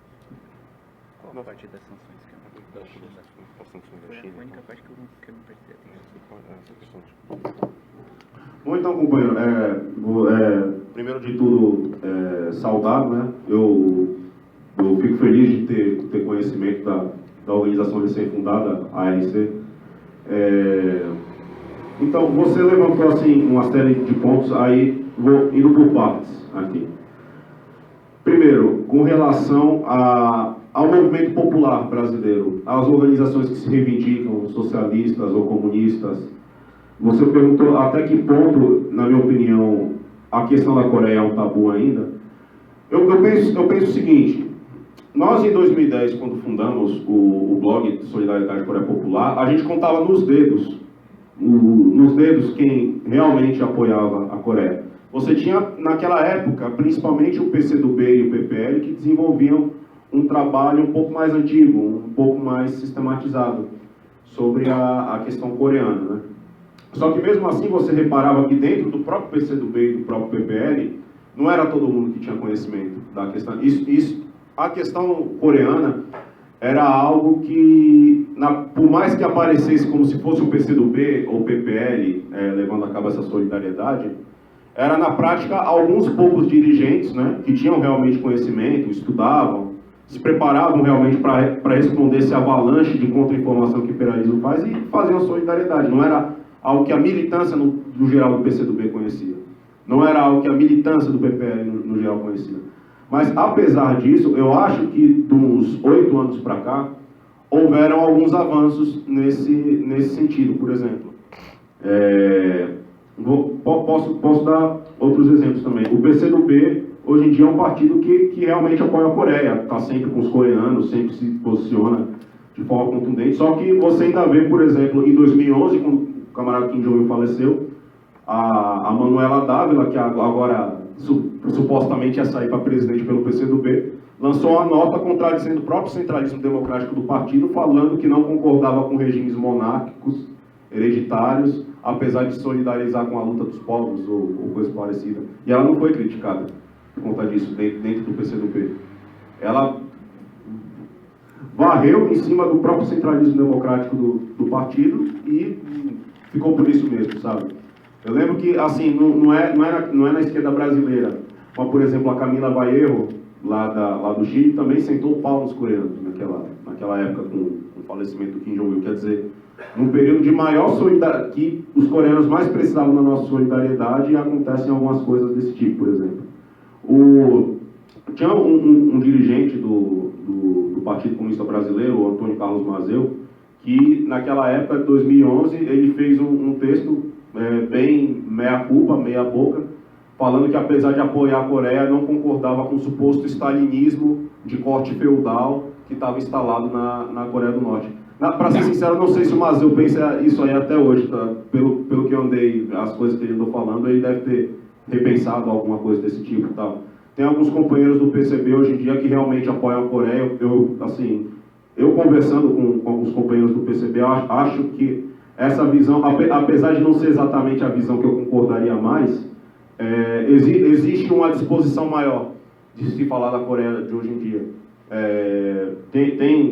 Já tiveram vários casos, foi na Unifesp ou na UFABC que vocês fizeram? Na UFABC. Então, na UFABC, o André, que esteve comigo na Coreia, e o Pedro Mari fizeram uma atividade sobre a Coreia com um companheiro do PCB. Ele foi lá e falou também sobre a Coreia pelo PCB. Nesse sentido, existe uma questão muito positiva dentro do PCB, dentro de companheiros do PCdoB também. Existem também, por exemplo, o PCO. O PCO, até 7, 6 anos atrás, sentava o pau na Coreia violentamente. Eles mesmos também foram uma das organizações ditas de esquerda que saíram por aí espalhando essa mentira que a Coreia era um país machista que não deixava a mulher usar calça. Aí, só que hoje em dia também eles já não estão mais falando isso, ou pelo menos, não sei, não abertamente. Pelo menos eu não vejo nada nesse sentido. Inclusive, essa notícia que eles veicularam lá no jornal Casa Operária, eles tiraram do ar, depois assim. Ou seja, apesar de eu achar que realmente ainda existe esse tabu, ainda existe um preconceito muito grande, principalmente se você vai nas organizações assim, filotrotskistas, como o PSOL, PSTU. PSTU nem se fala, PSTU já tira aqui da lista, que nem vale a pena comentar. Mas tem alguns companheiros do PSOL que já estão mais dispostos aí a tratar da questão da Coreia. Apesar dos pesares, eu acho que tem tido avanço em relação à época quando a gente estava militando, assim, quando a gente iniciou esse trabalho assim, de solidariedade à Coreia. Agora, quanto a essas manobras diplomáticas que a Coreia sempre fez, o princípio das relações internacionais da República Popular Democrática da Coreia são de relações internacionais baseadas no princípio da não interferência em assuntos internos de cada país, de autodeterminação dos povos e respeito aos rumos que os países resolvem tomar. E desenvolvem suas relações internacionais baseadas no princípio do respeito mútuo e do benefício mútuo também. Nesse sentido, a Coreia do Norte, ela se interessa em manter relações diplomáticas e econômicas com todos os países do mundo, inclusive com os Estados Unidos. Todavia, sabendo nós da condição de potência imperialista hegemônica e principal do mundo que os Estados Unidos são, eles não são bastante refratários a isso. Tanto é que essa questão do encontro do Trump com Kim Jong-un é uma coisa que é inédita. Se eu não me engano, a última vez que houve um encontro do principal dirigente coreano com um presidente americano foi no ano de 94, quando o Jimmy Carter visitou a Coreia do Norte e foi recebido pelo Kim Il-sung. Nesse sentido, assim, a meu ver, na minha opinião, independentemente de ser um país socialista ou de ser um país capitalista, os países devem manter relações amistosas e lutar por uma ordem internacional baseada na segurança e na solidariedade internacional. Mas, claro, a gente pode questionar, e efetivamente os Estados Unidos não estão por uma ordem desse tipo. Eles querem uma ordem unipolar, uma ordem hegemonista, uma ordem de fantoches que estejam sujeitos aos ditames do vai e vem do capital americano. Mas, na medida em que essas relações com os Estados Unidos sejam benéficas para os coreanos, eu acho que não existe problema nenhum de avançar nesse sentido. Por exemplo, esses encontros mais recentes que o Kim Jong-un teve com o Trump, na prática, representa muito mais uma vitória da diplomacia coreana sobre a máquina de guerra dos Estados Unidos do que uma capitulação ou algum ponto que a Coreia tenha cedido, ou coisa do tipo. Eu acho que, assim, quanto a essa questão também do papel da China, das sanções, das sanções da ONU contra a Coreia do Norte, que a China e a Rússia vêm aceitando, acho que eu ia pedir para o Mari e para o Eduardo falarem mais sobre isso, porque como eles têm acompanhado mais, eu acho que eles podem dar uma resposta melhor sobre essa questão que você levantou.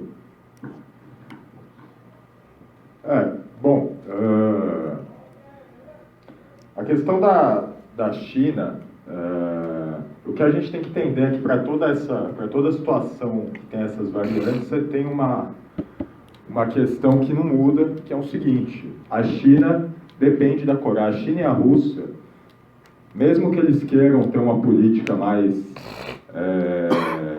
agressiva, por exemplo, ou menos amigável contra a Coreia, em última instância eles dependem da Coreia, porque a Coreia separa as tropas estacionadas dos Estados Unidos, da Coreia do Sul, da China e da Rússia. Se eles avançam ali, por isso que é um ponto geopolítico tão importante, porque se eles avançam ali, por exemplo, eles agora já fecharam a Ucrânia, eles fecharam a Rússia por todas as fronteiras. E aí tem gente que fala, não, hoje essa questão não é mais relevante, porque hoje você dispara míssil daqui, não sei o quê, só que a questão é que não se faz guerra simplesmente por fazer guerra, você faz guerra para você pressionar seu inimigo, para você dobrar ele em última instância. Então, você está nas portas do seu inimigo, é mais fácil você dobrar ele tem que conceder mais. Ao mesmo tempo, a Coreia também gera certos problemas para a China e para a Rússia no campo internacional. Então, é uma coisa... A Coreia nunca apostou todas as fichas dela na China ou na Rússia, mesmo quando a Rússia ainda era a Rússia soviética. Eles têm muito claro isso que é importante de estudar a filosofia Juche, etc. Porque realmente, quando eles falam de independência, das massas populares procurando independências por meio criativo, essa é a política externa coreana, na realidade. É por isso que eles desenvolveram essa tradição de 70 anos de barganhar, que não é só barganhar com os Estados Unidos, mas barganhar com a China e com a Rússia e usar essa tríade uma contra a outra no que se refere a barganhar benefícios. Por exemplo, quando ainda tinha a União Soviética, a Coreia não adotou a posição chinesa e também não adotou a posição soviética justamente para conseguir mais benefícios, colher mais benefícios disso. Então, assim, até que ponto é interessante eles confiarem na China e até que ponto é interessante confiarem nos Estados Unidos? Eu sou um cara, assim, eu tenho bastante medo, assim, dessas coisas, eu sou um cara meio apocalíptico, mas em relação à Coreia eu não tenho muito esse medo, não. A Coreia tem 70 anos já, como eu disse, de tradição de uma política focada nisso, e o que é importante da Coreia é que eles sempre estão pensando em termos estratégicos e unindo essas questões estratégicas a questões estruturais. É por isso que eles desenvolvem a bomba atômica. Eles têm uma linha. A política Songun, por exemplo, o investimento militar da Coreia, apesar de ser muito abaixo dos Estados Unidos, para a Coreia é um investimento muito grande. E isso eles fazem justamente sabendo da necessidade de se protegerem. Então, o grande negócio da Coreia é que, assim, eles sempre terão uma situação em que eles podem esperar muito tempo, mas nenhum outro ator pode esperar mais um segundo. Essa é a política que eles desenvolvem. O Pedro Marim falou de que da tradição, né, norte-coreana, essa política externa norte-coreana, a gente tem que lembrar que nos anos 90, depois da queda da União Soviética, ela tentou uma reaproximação com os Estados Unidos, né? Então, relacionado já ao programa nuclear norte-coreano, que ela tentou barganhar com os Estados Unidos é que depois acabaram caindo fora. A Coreia do Norte estava engajada com os Estados Unidos, depois que os Estados Unidos, no começo dos anos 2000, é que traiu esse acordo nuclear. Então, a Coreia do Norte sempre colocou na mesa negociações com os Estados Unidos, conversas com os Estados Unidos, diálogo com os Estados Unidos. Os Estados Unidos é a maior potência do mundo, tem a oferecer coisas para benefício norte-coreano, né? Nenhum país, mesmo socialista, né, só fora talvez a Albânia, né, que quis mesmo não quis nenhuma relação com os Estados Unidos. Agora, os norte-coreanos, eles sabem, né, que não pode confiar no imperialismo. Você vê a imprensa norte-coreana, eles continuam metendo o pau nos Estados Unidos, não confiar no imperialismo, nos reacionários, nos sul-coreanos capazes do imperialismo, porque eles sabem que tem que ficar de olho aberto com os Estados Unidos, né? Essa reaproximação, eles em nenhum momento colocaram como uma intenção de abrir o país para grandes investimentos estrangeiros, para uma liberalização da economia ou para um sistema misto como a China, alguma coisa. Não, eles não querem. Eles têm algumas zonas econômicas especiais, mas assim, não é nada como a China. Eles nem pretendem ser como a China, muito menos acabar com o sistema socialista norte-coreano. Isso daí eles não estão de jeito nenhum nas negociações que eles fazem com os Estados Unidos ou com a Coreia do Sul. Então, pelo posicionamento histórico e pelo que os norte-coreanos estão fazendo nesses diálogos e reaproximação com os Estados Unidos e com a Coreia do Sul, a gente percebe que a não ser que a situação mude drasticamente, mas não tem jeito nenhum de eles abrirem mão do sistema socialista norte-coreano, mas eles querem sim se integrar com outros países, né? Tem jeito de se integrar com outros países. Cuba, por exemplo, se integrando com o resto do mundo todo, só um pouco menos com os Estados Unidos, mas tem relações com todo mundo e continua sendo um país socialista e tudo mais. Então a Coreia do Norte não quer um socialismo. Agora você falou também da esquerda, né? Eu acho que tem tudo uma mistura disso que você falou. A manipulação midiática é muito forte, uma parcela gigante da esquerda ainda acredita, mesmo que saiba que a mídia mente sobre o Lula, mente sobre o PT, mente sobre a esquerda, mas muitos acabam acreditando nas mentiras sobre a Coreia do Norte. E muitos que vêm com o pé atrás, assim, mesmo não acreditando nas mentiras, mas a gente tem atualmente tem uma parte da esquerda que é pós-moderna, né? Ou então você vê que a ideologia Juche não é a mesma coisa que o marxismo, né? Tem toda essa discussão assim, ó, a ideologia Juche é um pouco diferente, então eles vêm com a ideologia Juche, pega uma tradição, respeito pelas tradições, não é? Pelas tradições do país, populares, tudo mais. Então tem a distância também com a Coreia do Norte tem isso também, né? A cultura norte-coreana é muito diferente da brasileira, então acho que tem várias coisas assim que ajudam a explicar por que uma parcela da esquerda ainda não se vê identificada com a Coreia do Norte, não tem interesse pela Coreia do Norte, ou mesmo ataca a Coreia do Norte. É isso. Só um comentáriozinho aqui para finalizar, que é interessante mesmo essa questão da maneira como a esquerda, assim, uma parte ainda da esquerda aceita acriticamente essa lorota toda que fazem. Acho que foi uns 2 ou 3 dias atrás que aquele Leonardo Stoppa, lá do Brasil 247, ele fez um artigo lá falando que se o Jair Bolsonaro for eleito, ele vai transformar o Brasil numa espécie de Coreia do Norte, ou coisa do tipo, assim, justamente, né, de achar que esse bando de reaça que está por aí seria tipo uma Coreia do Norte, ou coisa parecida. Então, só para exemplificar mais essas coisas que acontecem. Deixa eu falar.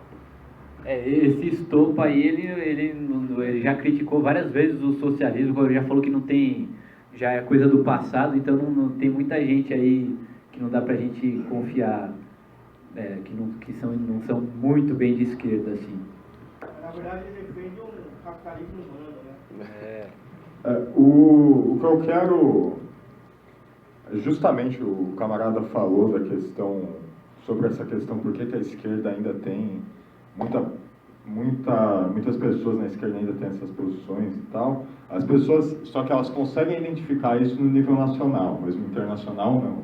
Aí elas chegam com a conclusão, não, é pensamento sobre o Brasil, porque eles têm interesses aqui. Mas eles não vão mentir sobre a situação internacional, porque lá eles não têm interesse, afinal de contas. Só que a questão é justamente o fluxo, inclusive o fluxo físico de informação, ao contrário.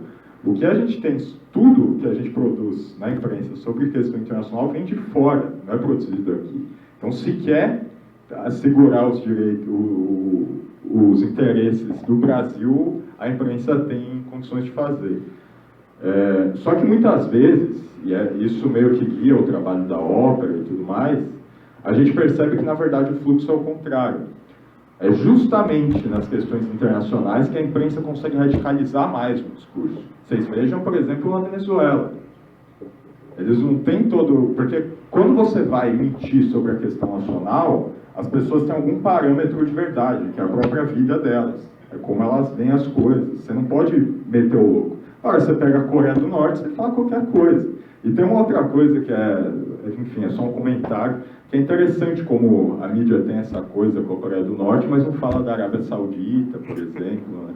E às vezes até essas pessoas esclarecidas, humanistas de classe média, de esquerda, né?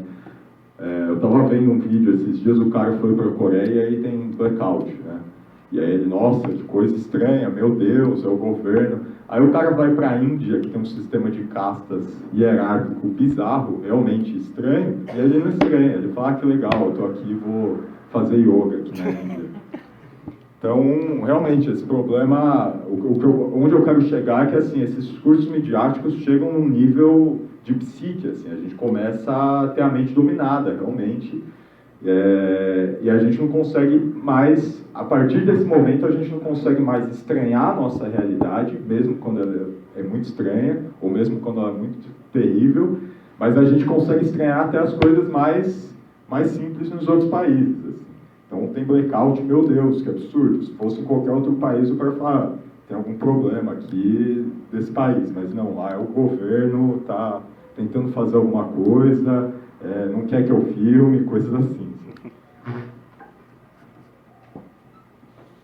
Já leu o Walter? Mais alguma questão? É sobre... não me lembro, depois eu te passo, mano. Ele fala justamente sobre isso daí, sobre os estereótipos, sobre essas coisas assim. É o livro dos anos 20. Ele é dos Estados Unidos.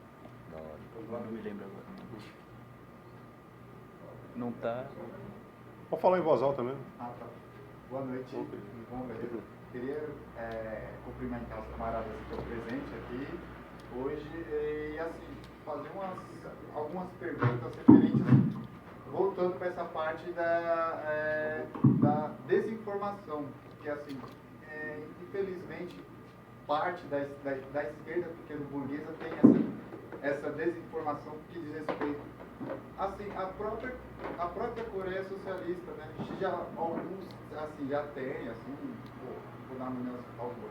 A questão do PSTU, a desinformação que ele tem a respeito de Cuba, né, do sistema político cubano, né, já estavam fazendo uma palestra na faculdade que eu estava, no Paraná, a respeito de que se Cuba era assim, Cuba é Estado socialista ou capitalismo restaurado.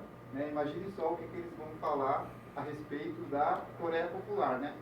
E levar a questão dessa desinformação que essas partidos pseudo-esquerdistas, como fala, que essa desinformação que ele tem a respeito da Coreia Popular.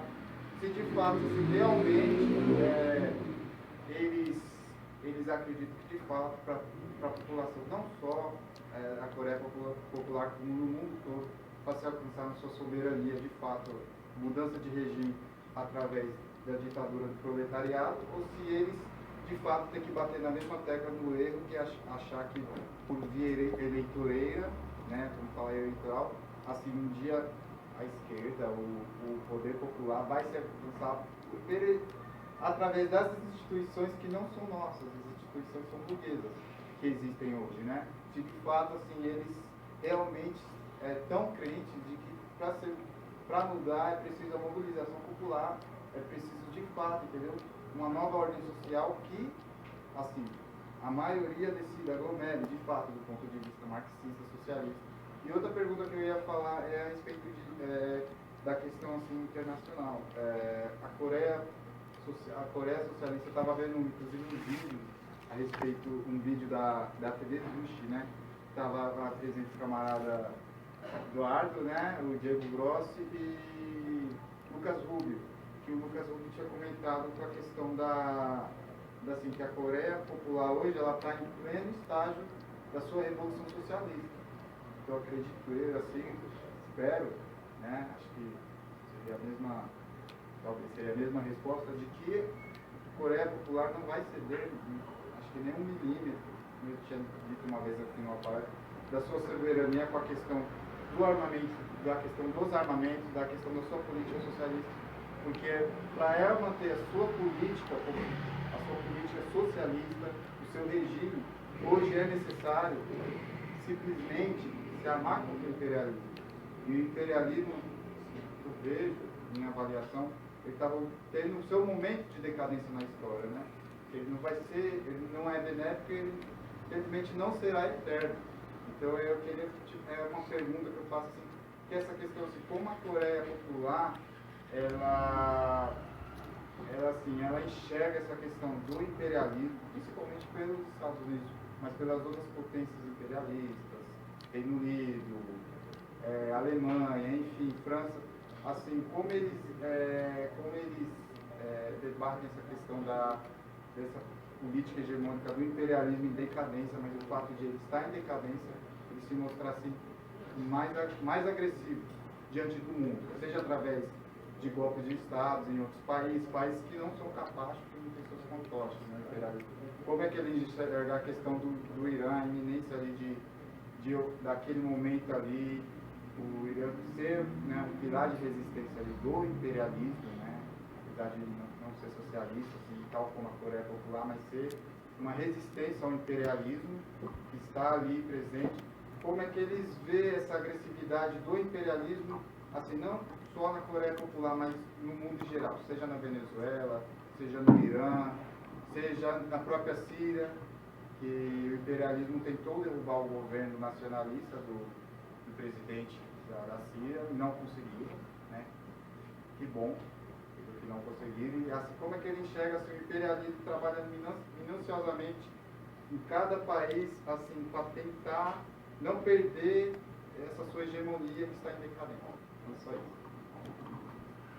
Então, companheiro, na verdade, para ser bem sincero assim, eu não sei os outros companheiros aqui da mesa, mas cada análise assim, nas particularidades sobre a situação de cada país ou coisa do tipo, como que eles avaliam a situação interna de cada país, dos países que você citou que tem, em alguma medida tem sido agredidos pelos Estados Unidos, eu sinceramente não vou saber te dar uma resposta assim sobre a maneira como eles vêm analisando assim os detalhes das situações internas.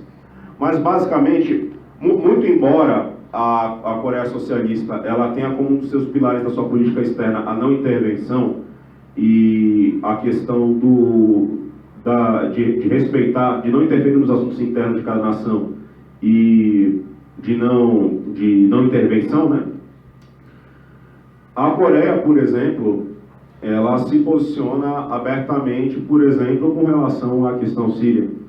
Os coreanos avaliam, sim, que a Síria tem sido um país agredido pelo imperialismo norte-americano e pelo terrorismo feudal local, sem sombra de dúvida, e eles têm posicionamentos claros quanto a isso, né?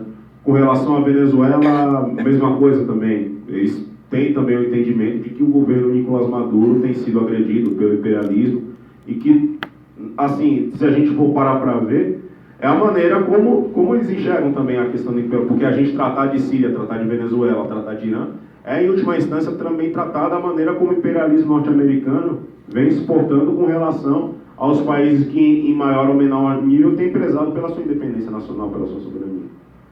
Mas é como, por exemplo, recentemente, se não me engano, foi no ano de 2016, ou 2017, não sei, o jornal Inveta, eles fazem todo ano um encontro nacional de lutas contra o neoliberalismo. E o Myung-chol, que é um dos dirigentes aqui da Embaixada da Coreia do Norte aqui em Brasília, ele foi lá e fez um discurso aberto contra o golpe de Estado de 2016, por exemplo. Condenou o impeachment da Dilma Rousseff, falou abertamente que o Brasil é um país que está sendo agredido pelo imperialismo norte-americano e que as massas trabalhadoras têm um compromisso de restaurar a soberania da nação brasileira. Ou seja, existe esse posicionamento, muito embora pela política não exista, por exemplo, uma intervenção aberta por parte da Coreia do Norte. Até penso assim, se a gente for olhar a questão da maneira mais pragmática, como seria eles lá com a bomba dos Estados Unidos lá do lado, por exemplo, dar o mesmo apoio, por exemplo, que Cuba deu para Angola, ou coisa parecida, ou que Cuba deu para Nicarágua, ou mesmo o que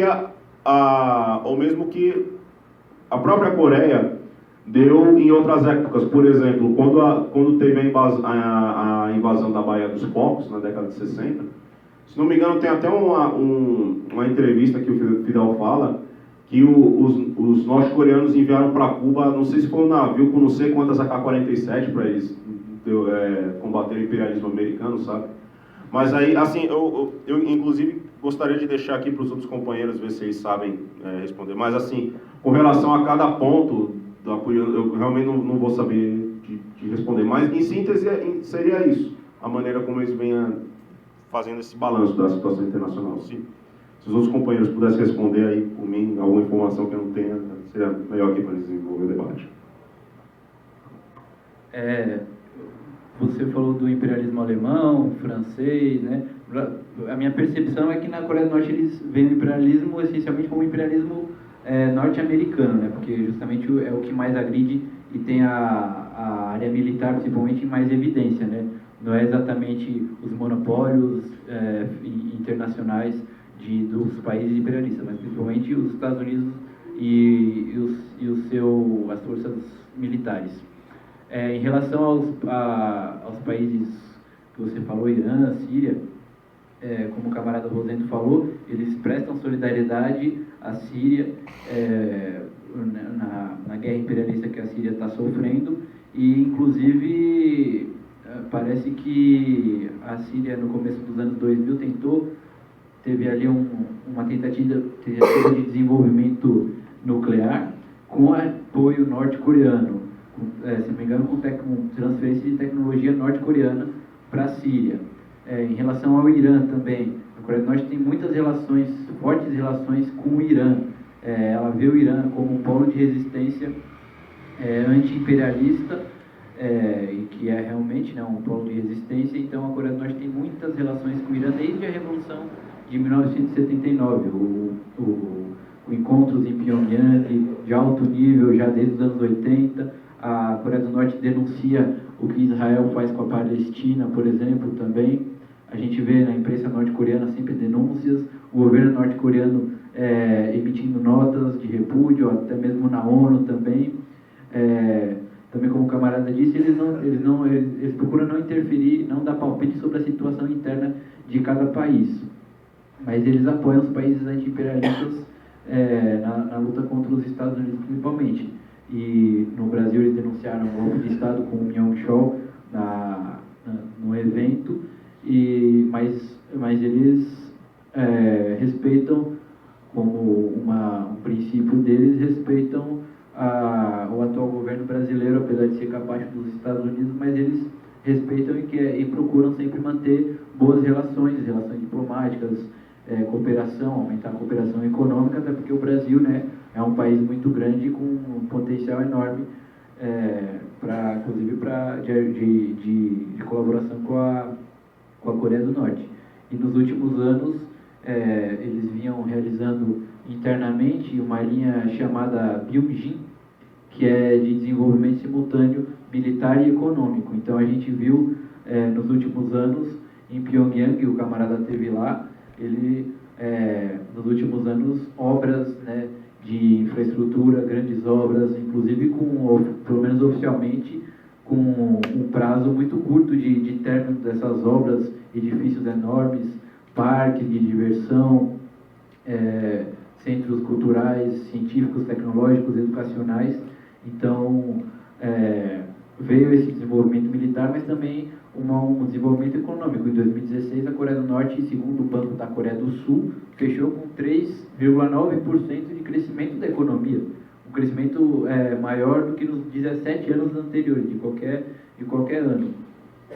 E agora que eles desenvolveram o seu arsenal nuclear, a sua capacidade nuclear, como eu disse, em abril eles já colocaram uma linha de focar o desenvolvimento na economia. Agora que já estão protegidos com as armas nucleares, não precisam mais ficar focando tanto investimento, né? Porque um país como a Coreia do Norte, completamente isolado, tendo que desviar muito dinheiro para o desenvolvimento militar, acaba sobrando, né, carência nas outras áreas. Agora que eles já estão protegidos com as armas nucleares, que é o máximo que se pode chegar em termos de defesa, né? Agora eles podem voltar para a área do desenvolvimento econômico e pode ser que, se já enquanto desenvolviam as armas nucleares com muitas despesas armamentistas, agora que não precisa mais dessas despesas, provavelmente, né, e ainda melhorando os laços com outros países, o desenvolvimento econômico tende a ser, inclusive, ainda maior dentro da Coreia do Norte.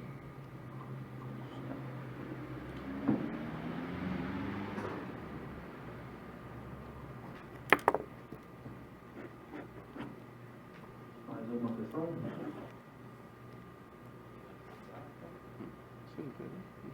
Vai falar do livro? Acho que Bom, então acho que a gente vai encerrando, mas qualquer coisa a gente pode continuar conversando. Primeiro eu queria agradecer a presença de todos vocês aqui, agradecer o pessoal da mesa,